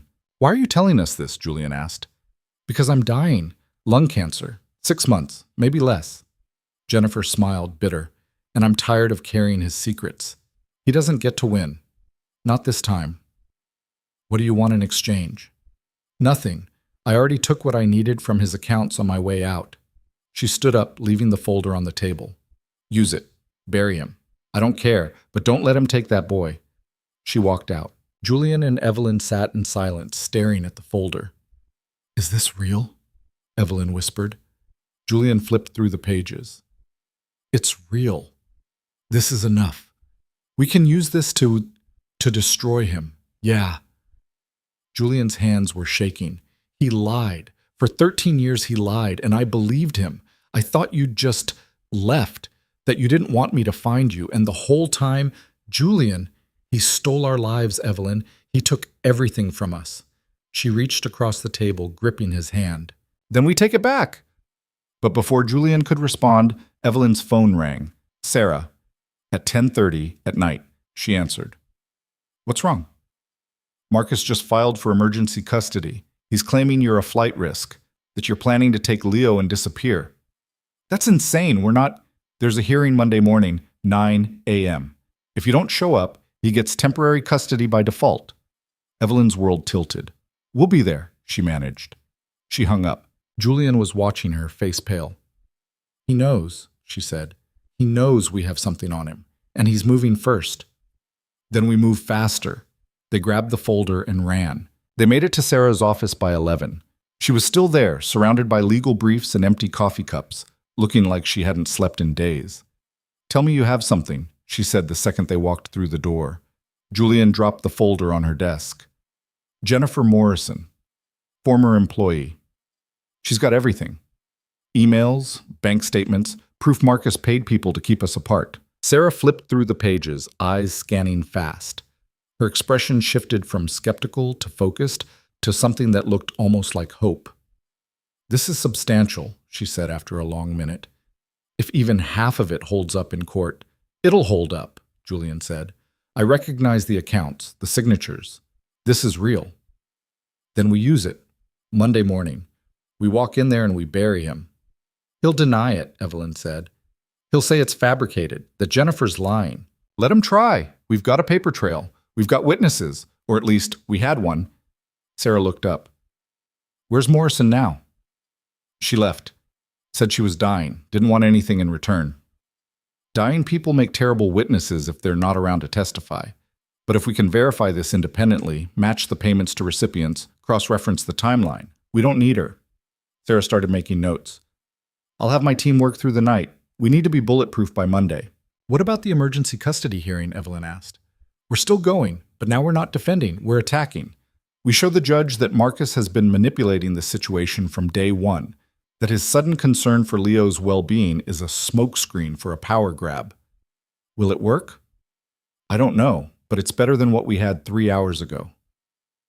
Sarah looked at both of them. Go home. Get some sleep. You're going to need it. They didn't go home. They went back to Julian's apartment because it was closer, because Leo was asleep at Evelyn's with Mrs. Patterson watching over him, because neither of them could stand to be alone right now. Julian poured them both whiskey. Evelyn didn't usually drink the stuff, but tonight she took the glass and downed it in one swallow. Easy, Julian said. I can't believe he did this. I knew he was controlling, I knew he was manipulative, but I didn't think... She stopped. $200,000. He spent that much money to make sure we stayed apart. He saw you as a threat. To what? His precious family legacy? To his control over me. If I'd found you, if we'd stayed together, I would have chosen you over him, over the business, over everything he'd planned for me. Julian refilled her glass. He couldn't let that happen. So he Erased me like I never existed. Yeah. She stared at the amber liquid. I hate him. Me too. No, I mean, I really hate him. I want to watch him lose everything. I want him to feel what he did to us. Julian sat down next to her. We're going to make sure he does. They sat in silence for a while, the city lights stretching out through the windows. What happens after? Evelyn asked quietly. After what? After we win. If we win. What does that look like? Julian turned to face her. I don't know. What do you want it to look like? I want Leo to be safe. I want to stop looking over my shoulder. I want... She hesitated. I want to know if we're doing this for him, or if we're doing this because we're trying to get back something we lost 13 years ago. Can it be both? I don't know. Can it? He reached for her hand. I loved you then. I love you now. That's not me trying to recapture the past. That's just true. Her breath caught. Julian, you don't have to say it back. I just need you to know. Whatever happens Monday, whatever comes after, I'm here because I want to be, not because I have to be. She looked at their joined hands, at the man who'd been ripped away from her before they'd had a chance to build anything real, who was sitting here now offering her a second chance at something she'd convinced herself was impossible. I don't know if I can do this, she whispered. Do what? Let myself believe this works out, that we get a happy ending. Then don't believe it. Just be here, right now, with me. So she was. She woke up on his couch at 6 a.m., his jacket draped over her like a blanket, him asleep in the chair across from her. For just a second before reality crashed back in, it felt almost normal. Then her phone buzzed. A text from Leo. Where are you? She sat up, typing quickly. At Julian's. Fell asleep working on the case. Are you okay? Yeah, Mrs. Patterson made pancakes. I'll be home soon. Love you. Love you too. Julian stirred, blinking awake. What time is it? 6. We should get moving. Sarah's team is probably already at the office. Yeah? He stood, stretching. You want coffee? Please. While he made coffee, she checked her email. 3 messages from Sarah, all time-stamped between 2 and 4 a.m. Updates on the document verification. Confirmation that the bank statements matched Marcus's personal accounts. A list of potential witnesses who could corroborate the timeline. And then, at the bottom, we have a problem. Evelyn called her immediately. What's wrong? Sarah's voice was strained. Marcus's team filed a motion to exclude the Morrison documents. They're claiming they were obtained illegally. Were they? Technically, maybe. Jennifer Morrison probably violated her employment contract when she took them, which means they might not be admissible. Evelyn's stomach dropped. So we have nothing? We have something, just maybe not enough to use in court. Not directly anyway. Then what do? We find another angle. We use the documents to identify witnesses, to build a narrative, to put pressure on Marcus outside the courtroom. Sarah paused. And we hope the judge sees through his emergency custody claim for what it is. A power play. That's a lot of hoping. Yeah, I know. Julian took the phone from her. Sarah, what are our actual chances here? No sugarcoating? 50-50, maybe less. Marcus has resources, a clean record, and a legal argument that technically holds water. We have evidence of misconduct that might not be admissible, and a mother whose medical history he's going to weaponize. It's going to come down to how sympathetic the judge is. Great. I'm sorry. I wish I had better news. Julian hung up and handed the phone back to Evelyn. We need a new plan, she said. Like what? I don't know. Something Marcus isn't expecting. They spent the rest of Saturday digging through the documents, looking for anything they'd missed. Bank transfers, email timestamps, names of people who might be willing to talk. By evening, they had a list of 6 potential witnesses. People who'd worked for Marcus over the years. People who might have seen something, heard something, knew something. Julian started making calls. 3 numbers were disconnected. 2 people refused to talk. 1. An accountant named David Chen, who'd left the Hayes organization 5 years ago, agreed to meet them Sunday morning. They showed up at the coffee shop at 9. Chen was already there, looking nervous. I don't want trouble, he said before they'd even sat down. We're not trying to cause you trouble, Evelyn said. We just need to know what you saw. I didn't see anything. David? Julian leaned forward. Marcus is trying to take my son. He's using the same tactics he used to destroy my relationship 13 years ago. If you know something, anything, that can help us stop him, please. Chen looked between them. I signed an NDA. We're not asking you to violate it. We're asking you to point us in the right direction. I can't. Why not? Because Marcus ruins people who cross him. I've seen it happen. People who spoke out, who questioned him, who tried to leave. They end up with nothing, no job, no references, no future. What about people who stay silent? Evelyn asked. What happens to them? Chen's jaw tightened. They become him. Is that what you want? No, but it's better than the alternative. Julian pulled out a copy of the bank statements. We already have evidence. We just need someone to confirm it, to say they saw the payments, saw the emails, saw Marcus actively working to keep me away from Evelyn. I can't testify. We're not asking you to. Just talk to us. Off the record. Chen stared at the documents for a long time. Then he said quietly, he kept files on everyone. Employees, business partners, family members. Anything he could use as leverage. I saw them once when I was working late. He'd left his office unlocked.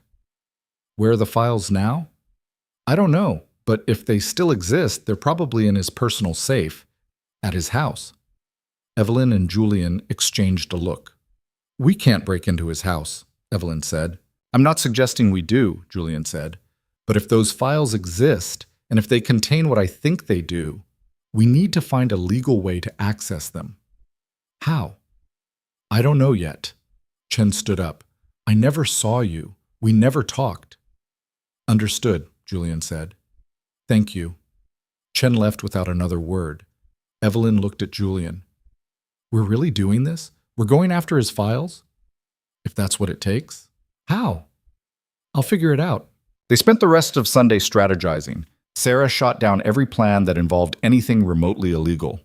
We need a warrant, she said, or voluntary disclosure, or we find someone with legal access to his house who can tell us what's in the safe. Who has legal access? Evelyn asked. Family members, employees with keys, his lawyer, maybe? Sarah paused. Anyone he's given permission to enter. Julian went very still. I have a key. What? To his house. He gave it to me years ago, for emergencies. Have you used it recently? No, but I never gave it back. Sarah considered this. If you entered with his previously granted permission, technically it's not breaking and entering, but anything you found wouldn't be admissible if he claimed you violated his privacy. What if I didn't go there to look for files? What if I went there for something else and just happened to see them? That's a very thin line. But it's a line, Sarah sighed. I'm not hearing this conversation. Noted. Evelyn grabbed his arm. Julian, if you get caught, I won't. You don't know that? No, but I know that if we walk into that hearing tomorrow without something concrete, we lose. And I'm not losing Leo. She wanted to argue, wanted to tell him it was too risky. But he was right. Monday morning arrived too fast. They met Sarah at the courthouse at 8:30. Leo was with Mrs. Patterson again, safely away from whatever was about to happen. Marcus was already there when they arrived, surrounded by lawyers, looking calm and composed and completely in control. He smiled when he saw them. Evelyn wanted to punch him. The hearing started at 9 sharp. Judge Catherine Morales presiding, mid-50s, no-nonsense reputation, fair but strict. Marcus's attorney went first, laying out their case. Evelyn was a flight risk, unstable, had a history of keeping Leo hidden, had refused reasonable requests for paternity testing and custody arrangements.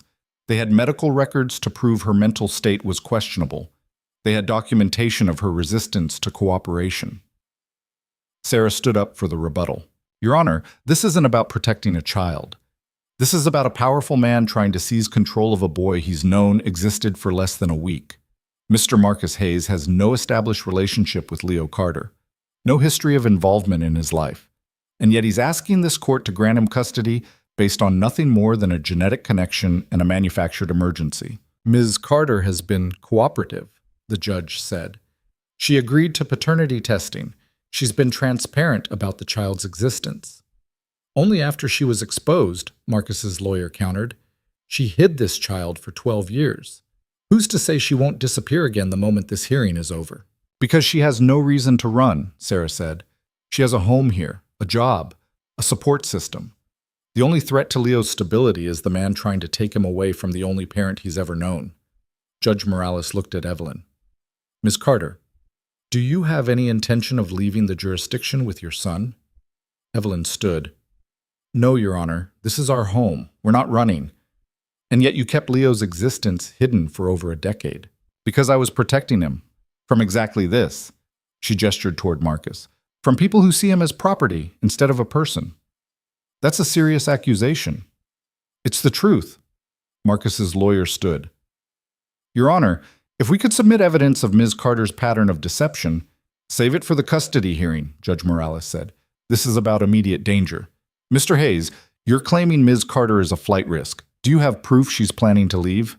We have reason to believe. Reason to believe isn't proof. Do you have plane tickets, moving plans, bank transfers? No, Your Honor, but then this sounds like speculation. The judge looked at her notes.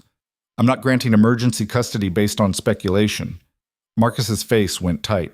However, Judge Morales continued, I am ordering Ms. Carter to surrender her and Leo's passports to the court until a full custody hearing can be scheduled. No out-of-state travel without prior approval. And I'm granting Mr. Hayes supervised visitation, 2 hours per week, neutral location, with a court-appointed supervisor present.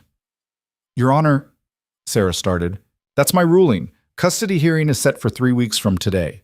Both parties will have time to prepare full arguments. She banged her gavel. We're adjourned. Evelyn felt the room tilt. They'd won. Sort of. Marcus hadn't gotten custody, but he'd gotten access. Julian was already pulling her toward the exit. We need to move fast. What are you talking about? The files. If Marcus thinks he's losing, he's going to destroy evidence. We have maybe 24 hours before he realizes that Judge just gave us time to build a case. Julian, you can't.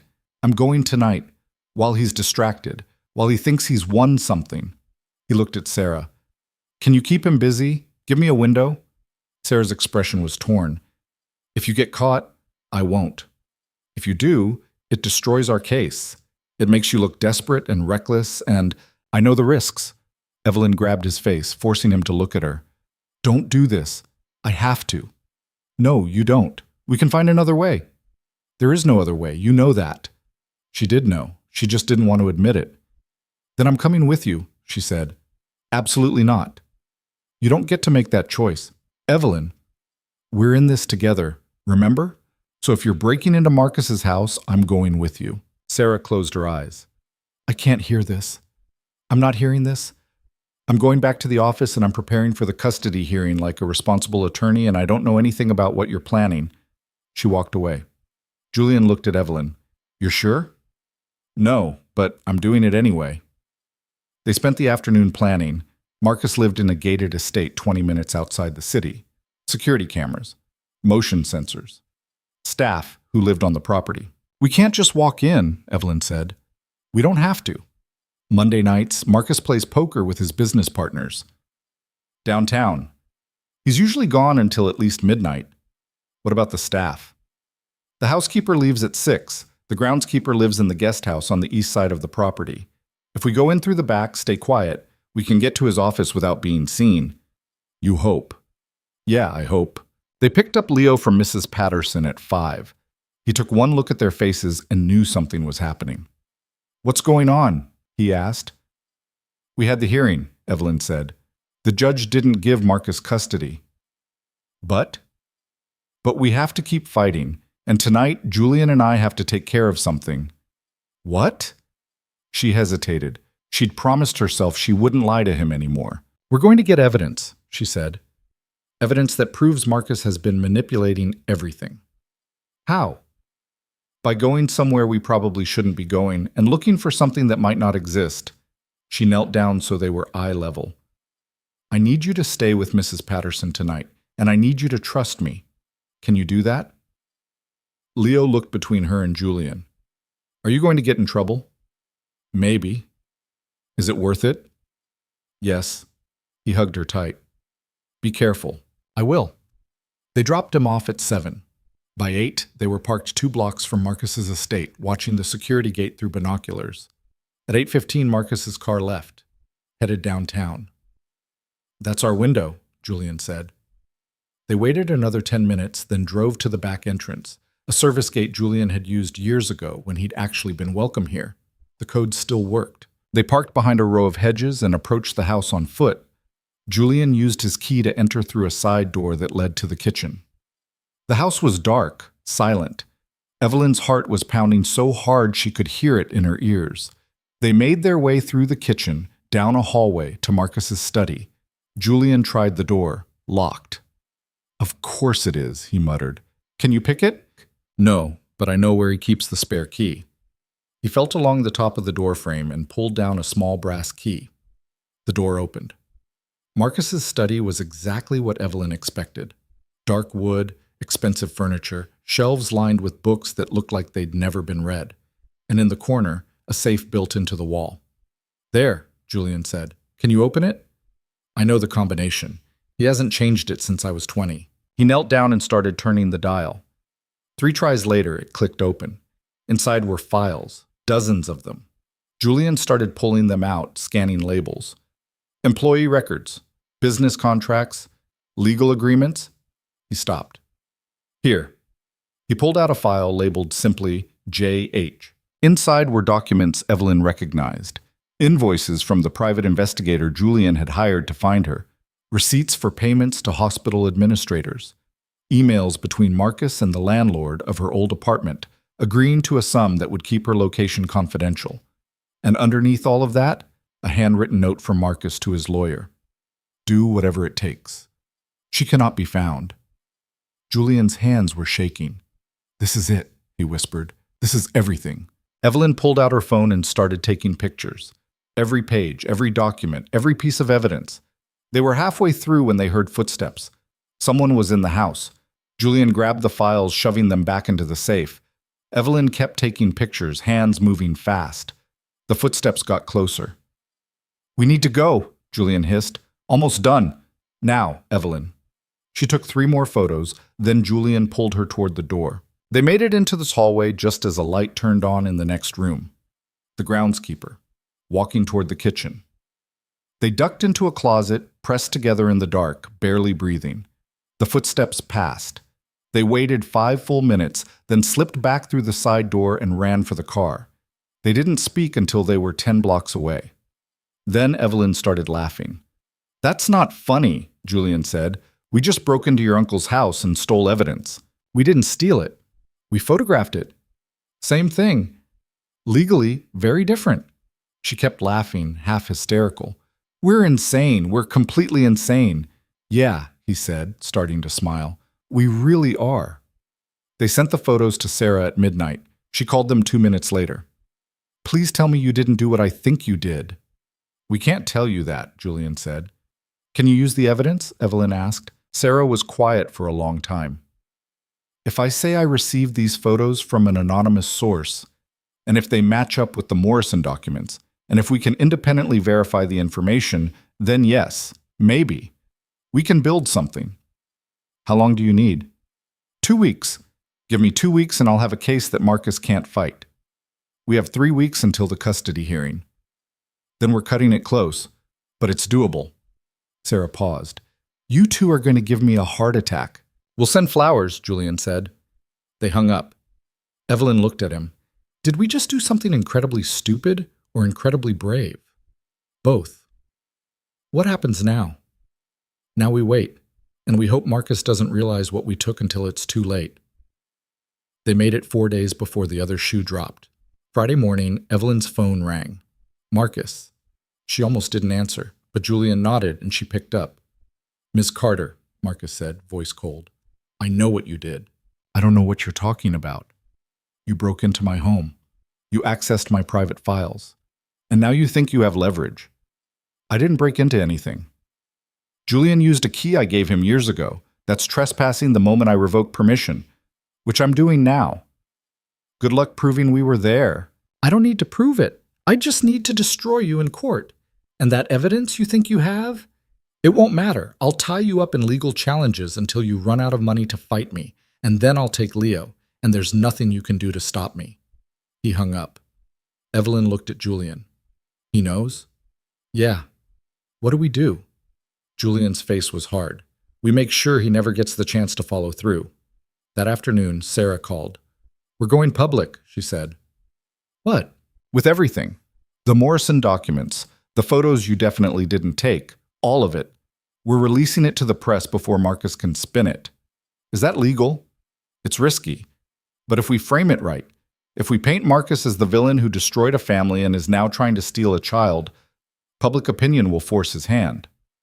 Or it'll make him angrier. Probably both. But right now, anger is better than strategy. We want him reactive. We want him making mistakes. When? Tonight?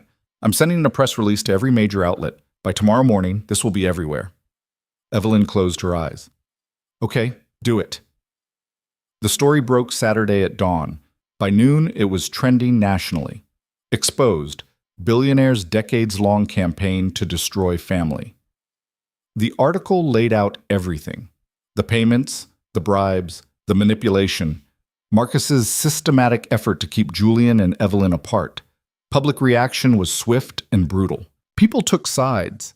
Some defended Marcus, said it was his right to protect his family's interests, but most saw him for what he was, a controlling manipulator who'd destroyed 2 lives out of spite.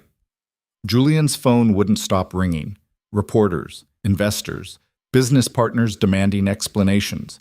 Marcus's phone was probably worse. By Sunday, 3 board members from Marcus's company had resigned. 2 major investors had pulled funding. The charity where he served as chairman had asked him to step down. Marcus was losing, and he knew it. Monday morning, Rebecca Torrance called. Mr. Hayes would like to meet, she said, to discuss terms. Terms for what? Julian asked.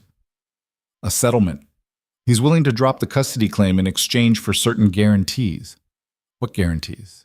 A structured visitation agreement, financial provisions for Leo, and a non-disclosure agreement covering everything that's happened. Julian looked at Evelyn. She nodded. We'll meet, he said, but we're not signing anything without our lawyer present. They met at Sarah's office Tuesday afternoon. Marcus showed up alone. No lawyers, no Rebecca, just him. He looked older than he had a week ago, tired. You won, he said without preamble. Looks like it, Julian said. I underestimated you, both of you. Yeah, you did. Marcus sat down heavily. I spent 30 years building this empire, and you destroyed it in a week. You destroyed it yourself, Evelyn said. The moment you decided controlling your nephew was more important than his happiness. I thought I was protecting him. From what? Love? A future he actually wanted? Marcus didn't answer. Sarah slid a document across the table. Here are our terms. You drop the custody claim. You agree to supervised visitation, once a month, neutral location, no overnight stays. You establish a trust fund for Leo, but it's controlled by Evelyn until he turns 25. And you sign an NDA that prevents you from discussing this case publicly or attempting to interfere with Julian and Evelyn's lives going forward. And if I refuse, then we see you in court, and we bring every piece of evidence we have, and we make sure the whole world knows exactly what you did. Marcus read through the document slowly, then he signed it. I hope he was worth it, he said to Julian. He is. They both are. Marcus stood up. You're going to fail. You know that, right? Playing house with a woman who lied to you for 13 years. Raising a kid who doesn't even know you. It's going to fall apart. Maybe, Julian said. But at least we're trying. That's more than you ever did. Marcus left without another word. Sarah notarized the agreement and filed it with the court that afternoon. By Wednesday, it was official. Leo was staying with Evelyn. Marcus had limited visitation. The custody battle was over. They'd won. That night, they told Leo everything. Sitting in Evelyn's apartment, the 3 of them together for the first time since this whole thing started. So it's done? Leo asked. Marcus can't take me? It's done, Evelyn said. And you're really my dad? He looked at Julian. Yeah, I really am. Leo was quiet for a moment. Then he said, "What do I call you?" Julian's throat tightened. "Whatever you want." "Can I just try out Julian for now and see how it feels?" "Yeah, of course." Leo nodded. Then he looked at both of them. "Are you guys, together now?" Evelyn and Julian exchanged a glance. "We're figuring it out," Evelyn said. "That's a non-answer." "It's the truth." Leo considered this. "Okay, but if you are, just so you know, I'm cool with it." "Good to know," Julian said, fighting a smile. Leo stood up. "I'm going to go call Jake. Tell him my life is officially insane." He disappeared into his room. Evelyn looked at Julian. "We did it." "Yeah, we did." "So what now?" "Now we figure out what comes next, together." She leaned into him, and for the first time in 13 years, the future didn't feel terrifying. It felt possible. The first week after the settlement felt strange, like waiting for something to explode that never did. Evelyn kept checking her phone, expecting threats, legal notices, something. But there was nothing. Marcus had gone silent. The press had moved on to the next scandal. Even the comments online had slowed to a trickle. Life was trying to return to normal, except nothing about their life was normal anymore. Julian had started coming over most evenings. Not moving in, not yet, but present. He'd help Leo with homework, though calculus had changed since he was in school, and half the time Leo ended up teaching him.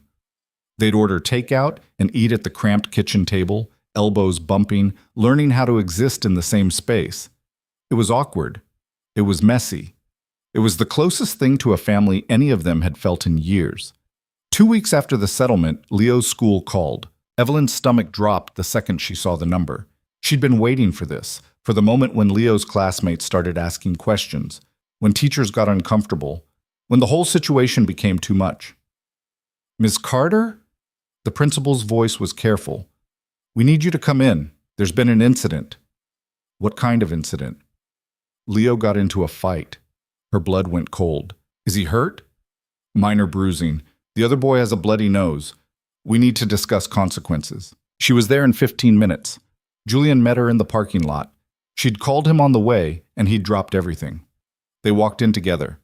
Leo was sitting outside the principal's office, ice pack pressed to his cheek, looking furious and scared and trying very hard to be neither. Evelyn crouched down in front of him. "What happened?" "He called you a liar." "Who?" "Tyler Morrison. He said you were a gold digger and that Julian only pretended to care about me because of the lawsuit, and that everyone knew it was fake."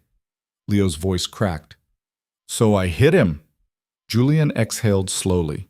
The principal, Mrs. Rodriguez, called them into her office.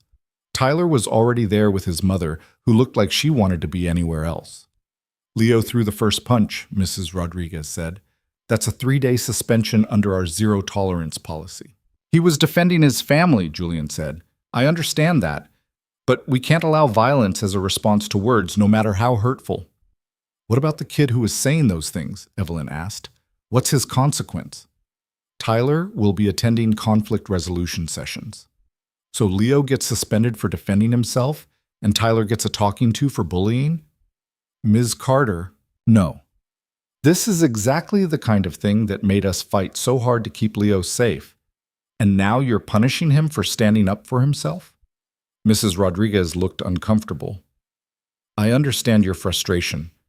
But the rules are clear." Julian leaned forward. "What if we agree to the suspension, but Leo completes it doing community service instead of sitting at home? He volunteers somewhere, learns something productive, and you still enforce the consequence." The principal considered this. "That's actually acceptable, if Ms. Carter agrees." Evelyn looked at Leo. He nodded slightly. "Fine," she said, "but I want it on record that this started because another student was bullying my son based on things he read online. And if that continues, we're going to have a bigger problem." They left with a list of approved volunteer sites and a lecture about appropriate responses to provocation that Leo only half listened to. In the parking lot, he finally broke. "I'm sorry," he said, voice small. "I know I shouldn't have hit him. But he was saying all this stuff, and everyone was listening, and I couldn't let them think you were like that." Evelyn pulled him into a hug. "I know, and I love that you wanted to defend me. But you can't solve problems with your fists, baby. What am I supposed to do? Just let them say whatever they want? You walk away. You tell a teacher. You remember that people who talk like that are usually insecure about their own lives. That doesn't make it stop. No, it doesn't. But hitting them doesn't either. It just makes you look like the bad guy. Julian sat down on the curb next to them.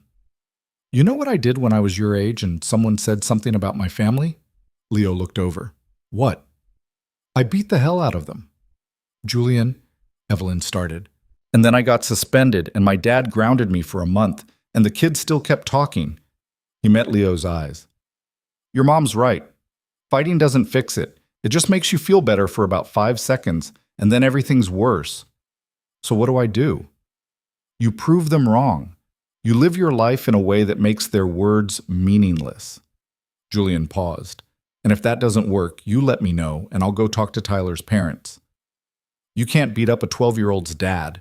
Watch me. Leo laughed despite himself. They chose a youth center for the community service. 3 days, 4 hours each. Leo helped organize sports equipment and ran drills with younger kids. By the 3rd day, he came home looking different, lighter. How was it? Evelyn asked. Good. There's this kid, Marcus actually, which is weird, who's really good at basketball but doesn't think he is. I've been working with him on free throws. Yeah? Yeah, he made 6 in a row today. You should have seen his face. Something in Evelyn's chest loosened. This was what she'd wanted for Leo. Not money or status or legacy. Just the chance to be a good person in a world that didn't make it easy. That night, after Leo went to bed, Julian stayed. They sat on the couch with wine neither of them was really drinking. The TV on but muted. He's doing okay, Julian said. Better than okay. He's handling this better than I am. You're doing fine. I threw up twice this morning before the school meeting. Okay, so you're anxious. That's normal. Is it? Because I feel like I'm constantly waiting for the other shoe to drop, for Marcus to change his mind, for some new scandal to break, for... Julian took her hand. Hey, look at me. She did. We won. It's over. Marcus signed the agreement. He's legally bound. He can't touch us. Legal agreements haven't stopped him before. No. But public humiliation has. He's not going to risk making himself look worse. You don't know that. You're right, I don't. But I know that we can't live our lives terrified of what he might do. At some point, we have to trust that we're safe. She leaned her head against his shoulder. When did you get so optimistic?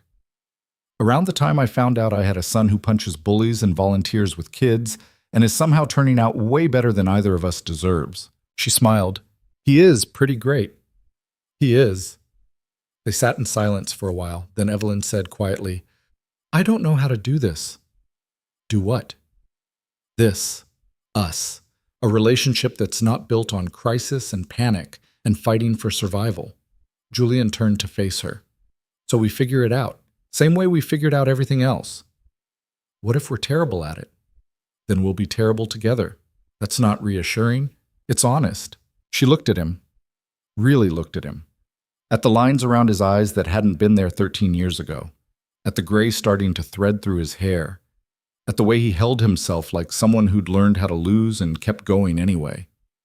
I'm scared, she admitted. Of what? Of wanting this. Of letting myself believe it's real. Because if it falls apart, it won't. You don't know that. No. But I'm choosing to believe it anyway. He touched her face, gentle. I love you, Evelyn. I loved you 13 years ago, and I love you now, and I'm going to keep loving you even when you're convinced it's all going to fall apart, because that's what you do when you find someone worth keeping. Her throat tightened. I don't deserve you.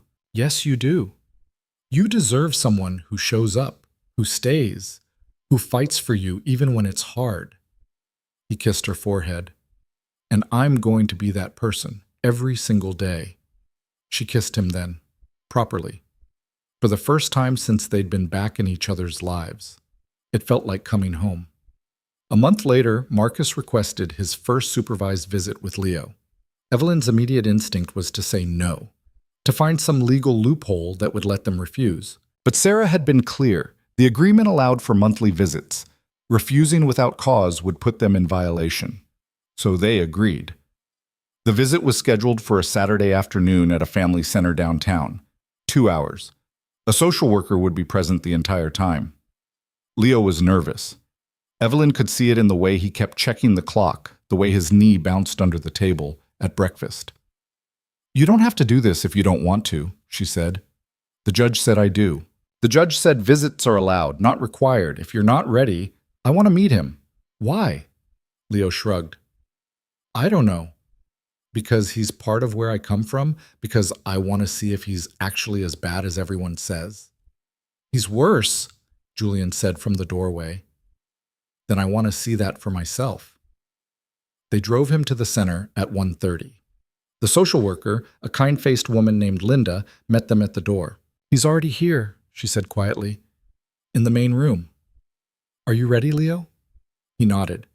Evelyn hugged him tight. "If you want to leave at any point, you tell Linda, okay?" "Okay." "I mean it. You don't have to stay the full 2 hours." "Mom, I'm fine." But he didn't look fine. He looked like a kid about to walk into a room with a stranger who happened to share his DNA. Julian knelt down. "Remember, you don't owe him anything.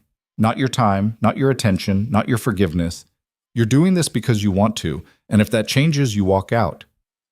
What if he's actually nice? Then you'll know. But don't let nice fool you. Marcus is good at being whatever he needs to be to get what he wants." "What does he want from me?" "I don't know, but you'll figure it out."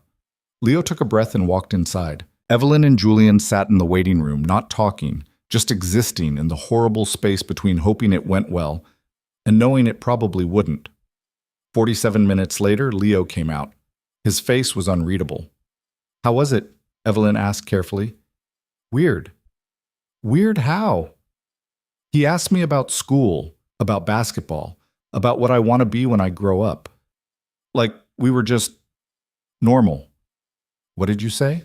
"I said I don't know yet. He said I have time to figure it out, that the Hayes family has connections if I want to go into business or law or finance." Leo paused. "He said I could have opportunities most kids don't get." Julian's jaw tightened. "What do you think about that?" Evelyn asked. "I think he was trying to buy me." Leo looked at both of them. "I'm not stupid. I know what he was doing. He's trying to make me think that being part of his family is better than what I have, but it's not." "How do you know?" "Because you guys actually care about me. He cares about what I represent. There's a difference." Evelyn felt tears burn behind her eyes. "Yeah, there is.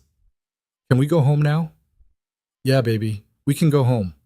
In the car, Leo said, "Do I have to keep seeing him?" "Once a month, until you're 18, unless he violates the agreement." "That's a long time."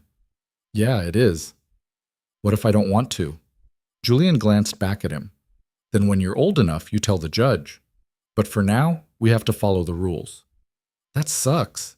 "Yeah, it does." They stopped for ice cream on the way home, because Leo asked and because none of them wanted to go straight back to the apartment where the weight of everything would settle back in. They sat at a sticky table eating sundaes that were too big, and for a little while they were just 3 people who liked each other trying to figure out how to be a family. It wasn't perfect, but it was theirs. 2 months after the settlement, Julian's business took a hit. 3 major contracts fell through. Investors who'd stayed through the scandal started getting nervous. Board members suggested it might be time for Julian to step back and let someone else run the company. He came to Evelyn's apartment late on a Tuesday looking exhausted. "They're pushing me out," he said. "Who?" "The board. They're saying my personal life is affecting the company's reputation. The clients don't want to work with someone who's been in the tabloids." "Can they do that?" "Technically, yes. I own 40%. They own 60 combined. If they vote me out as CEO, there's nothing I can do." Evelyn felt anger rise in her chest. "This is Marcus. He's behind this." "Probably, but I can't prove it." "So what do you do?" Julian sat down heavily. "I could fight, drag it out in court, make it ugly. Or I could walk away, sell my shares, start something new." "What do you want to do?" He was quiet for a long time. "Honestly, I want to walk away. I'm tired, Evelyn. I'm tired of fighting for something that doesn't matter. Your business matters. Does it? Or is it just something I built because I thought it would prove I was worth something? He looked at her. I have everything that actually matters right here.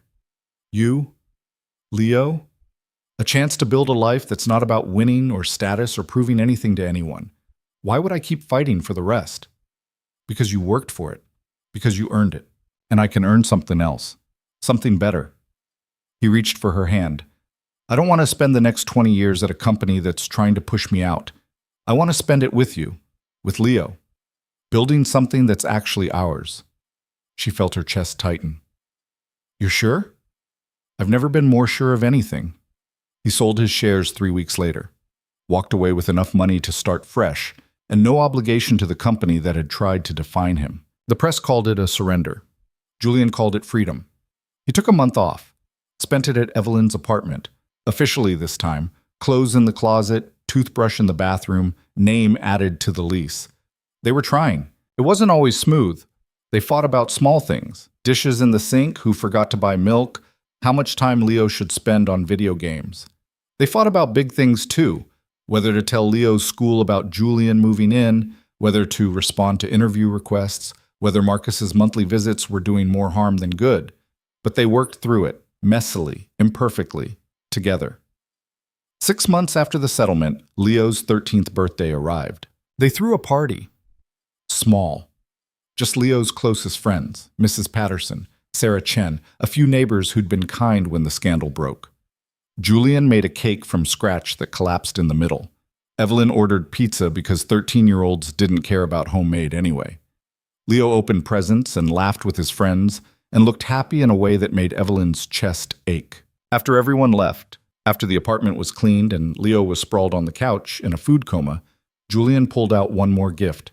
This is for me, he said, handing Leo a small box. Inside was a watch, simple, elegant, engraved on the back. For Leo, from your dad. Time is the one thing I can't get back, but I'm here for all of it going forward. Leo stared at it for a long time. You don't have to call me Dad if you're not ready, Julian said quietly. But that's what you are to me, and I wanted you to know. Leo put the watch on. It was slightly too big for his wrist, something he'd grow into. Thanks, he said, voice thick. Dad? Julian's face crumpled just slightly before he pulled Leo into a hug. Evelyn watched them and felt something settle in her chest that had been restless for 13 years. This was what she'd been fighting for. Not a perfect family, not a life without struggle, just this, the three of them, together. A year after the settlement, Marcus died. Heart attack, quick, he was 73. The news hit the morning broadcast before anyone called them directly. Evelyn saw it first, staring at her phone over coffee, and felt nothing. No grief, no satisfaction, just a strange emptiness where all that anger used to be. Julian took it harder. He was terrible, he said, staring at the news report. He destroyed lives. He manipulated everyone around him, and I can't help feeling like I should have done something different. Said something before he died. Like what? I don't know. Told him I forgave him, maybe, or that I understood why he did what he did, even if I hated it. Did you forgive him? No. Then why would you tell him you did? Julian rubbed his face. Because now he's gone, and I'll never get the chance to understand him, or make peace with it, or whatever you're supposed to do when someone who hurt you dies. You don't have to do anything. You're allowed to just feel however you feel. I don't know what I feel. Then that's okay too. The funeral was 3 days later, private, family only. Julian wasn't invited. He didn't fight it. A week after the funeral, Rebecca Torrance called. Marcus left something for Leo, she said, in his will. I think you should see it. They met at her office. Rebecca handed them a sealed envelope addressed to Leo Carter. What's in it? Evelyn asked. I don't know. He wrote it himself and sealed it before I could review it. But he was very specific that Leo should have it when he turned 18. He's 13, I know. But Marcus wanted you to be aware it exists, in case something happened before Leo was old enough to receive it. Evelyn took the envelope. It felt heavy, At home, she and Julian stared at it for a long time. Should we open it? She asked. It's addressed to Leo.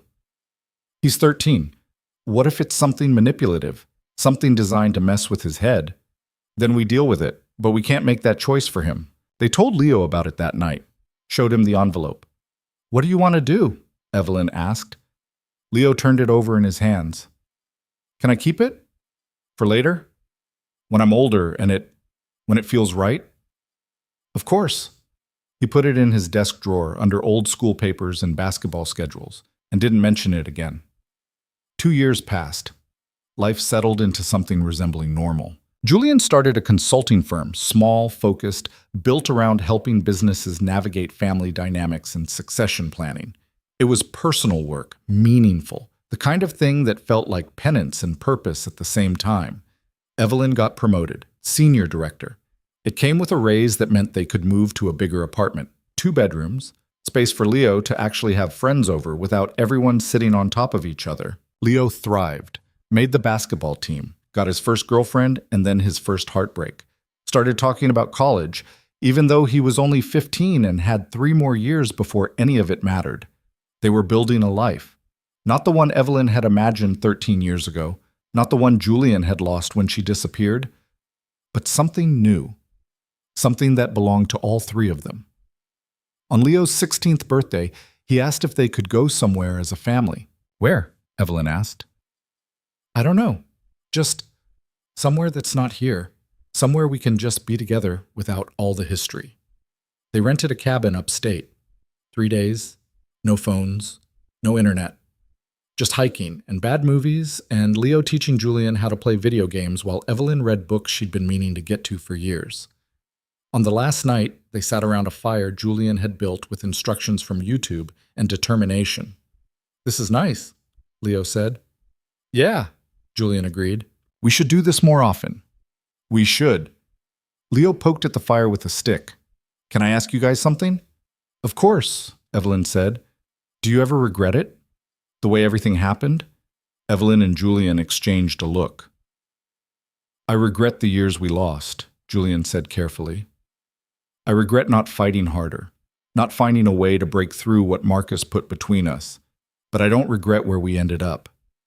What about you, Mom? Evelyn considered this question. I regret being too scared to reach out. I regret letting fear make my decisions. But I don't regret protecting you, and I don't regret that we're here now. So if you could go back, would you do it differently? I don't know, Evelyn said honestly. Maybe. But I also think, if we'd done it differently, we might not have ended up here. And I like here. Leo nodded slowly. Me too. They sat in silence for a while, watching the fire burn down to embers. Then Leo said, I want to read the letter. What letter? Julian asked. The one Marcus left me. I've been thinking about it, and I want to know what he said. You don't have to, Evelyn said. I know, but I want to. When they got back to the city, Leo retrieved the envelope from wherever he'd been keeping it. Evelyn and Julian sat with him while he opened it. Inside was a single handwritten page. Leo read it silently, face unreadable.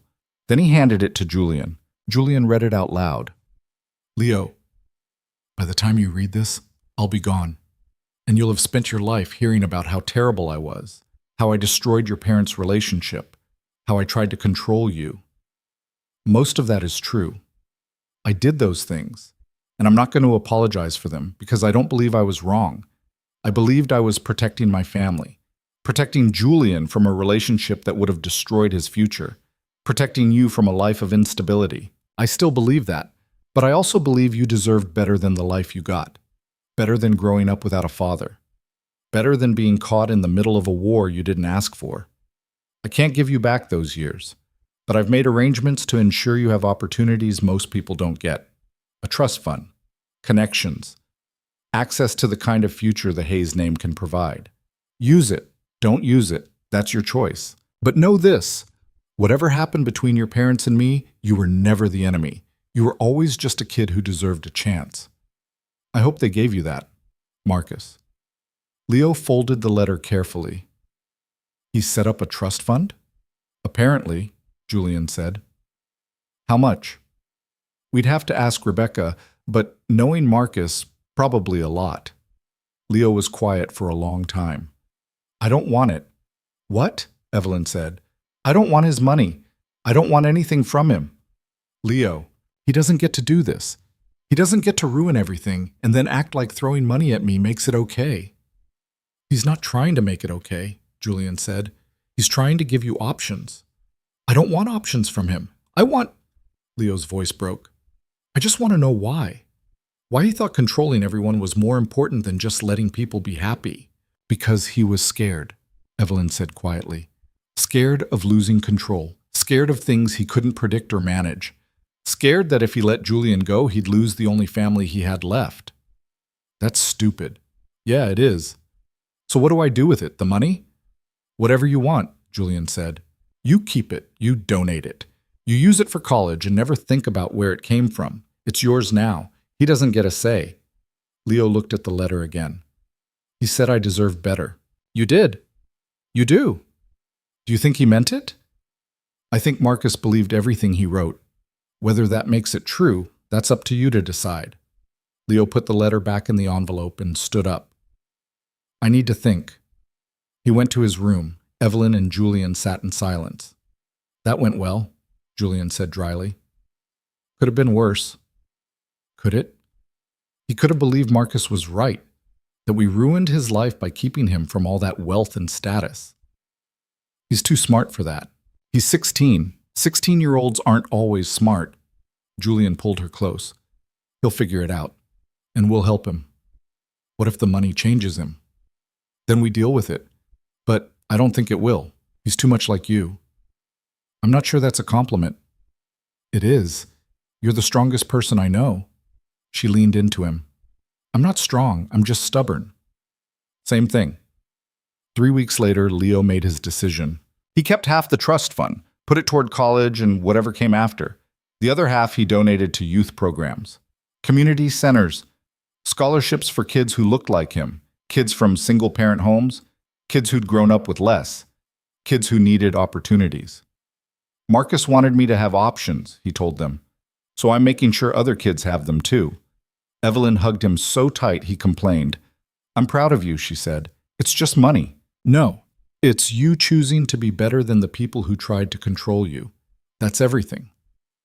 On Leo's 18th birthday, they had dinner at a restaurant Julian had been saving for special occasions.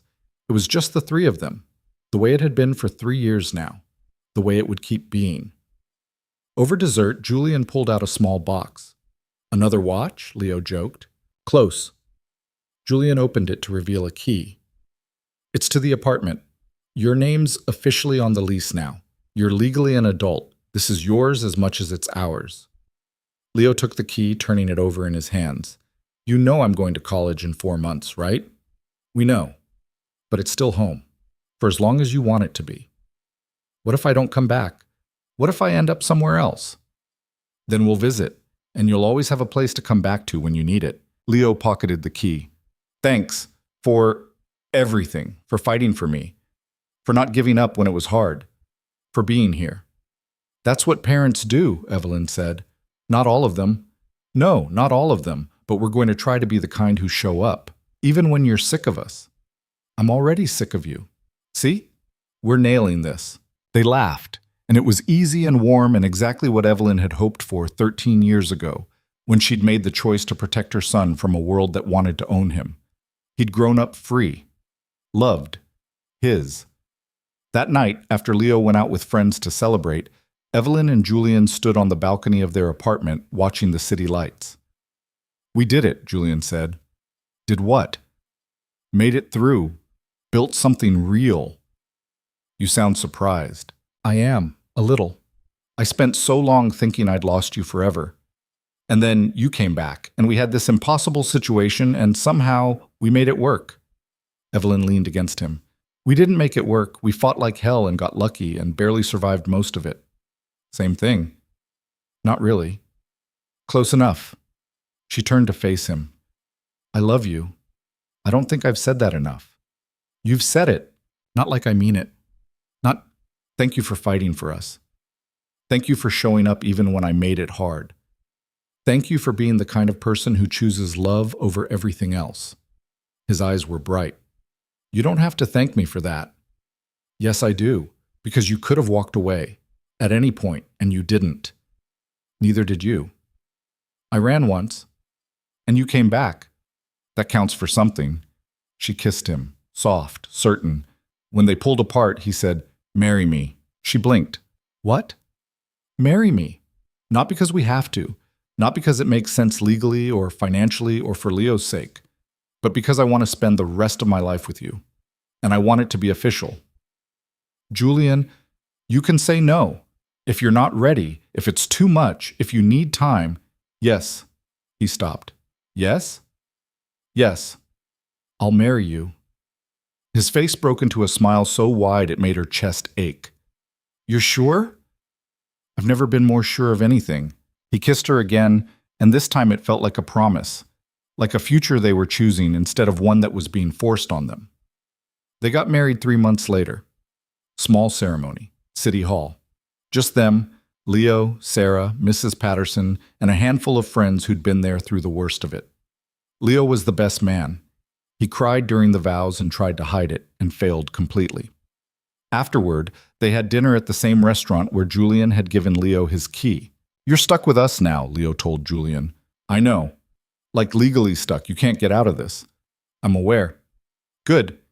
Leo raised his glass. To family, the kind we choose. They clinked glasses, and for the first time in 13 years, Evelyn felt like she could breathe without waiting for something to go wrong. 5 years later, Leo graduated college. Business degree. Job offers from 3 different firms. He turned them all down.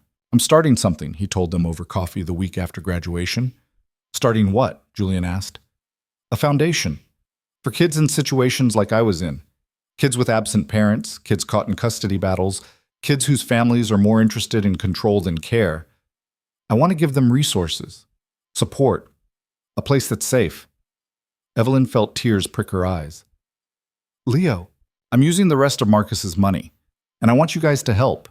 Not financially. I know you've built your own thing. But advice, experience, whatever you can give. Julian looked at Evelyn. She nodded. We're in, Julian said. Yeah? Yeah, absolutely. They spent the next year building the Carter Hayes Foundation. It was exhausting and fulfilling and exactly the kind of work that felt like it mattered. They helped 12 families the first year, 37 the second. By year 5, they'd expanded to 3 cities and had a waiting list that stretched 6 months. Leo ran it with the kind of fierce determination that reminded Evelyn of herself at 23, willing to fight for what mattered, unwilling to back down when things got hard.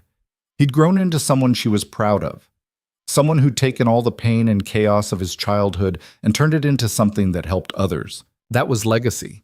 Not money or status or name recognition, just making the world slightly better than you found it. On the Foundation's 10th anniversary, they held a gala. Fundraiser. Big event. The kind of thing Evelyn used to dread but had learned to tolerate. Halfway through the night, Leo pulled her aside. You okay? She asked. Yeah, I wanted to say thank you. For what? For running 13 years ago. For choosing to protect me instead of trying to make it work with people who would have destroyed us. Leo, I mean it. You made the hard choice, and because of that, I got to grow up knowing I was loved more than I was wanted for what I represented. That's everything, Mom. She hugged him tight. You were always loved, always. I know, and that's because of you. When she pulled back, Julian was there, watching them with an expression that said he'd heard every word. We did good, he said quietly. Yeah, Evelyn agreed. We really did. That night, after the gala ended and the last guests left and Leo went home to his own apartment with the woman he'd been dating for 2 years and would probably marry soon, Evelyn and Julian stood in the empty hall. You think Marcus would have been proud? Julian asked. Of what Leo built? Evelyn considered this. I think Marcus would have wanted Leo to build an empire, to take over companies and make billions and carry on the Hayes legacy in a way that looked like power. And instead, Leo built something that actually matters, something that helps people instead of controlling them. She looked at Julian. So no, I don't think Marcus would have been proud, But I am. Me too. They walked out into the night, hands linked, heading home to the life they'd built from ashes and stubbornness and love that refused to die even when it should have. It wasn't the ending Evelyn had imagined 13 years ago. It was better. Because it was real. Because it was earned. Because it was theirs. And that was enough.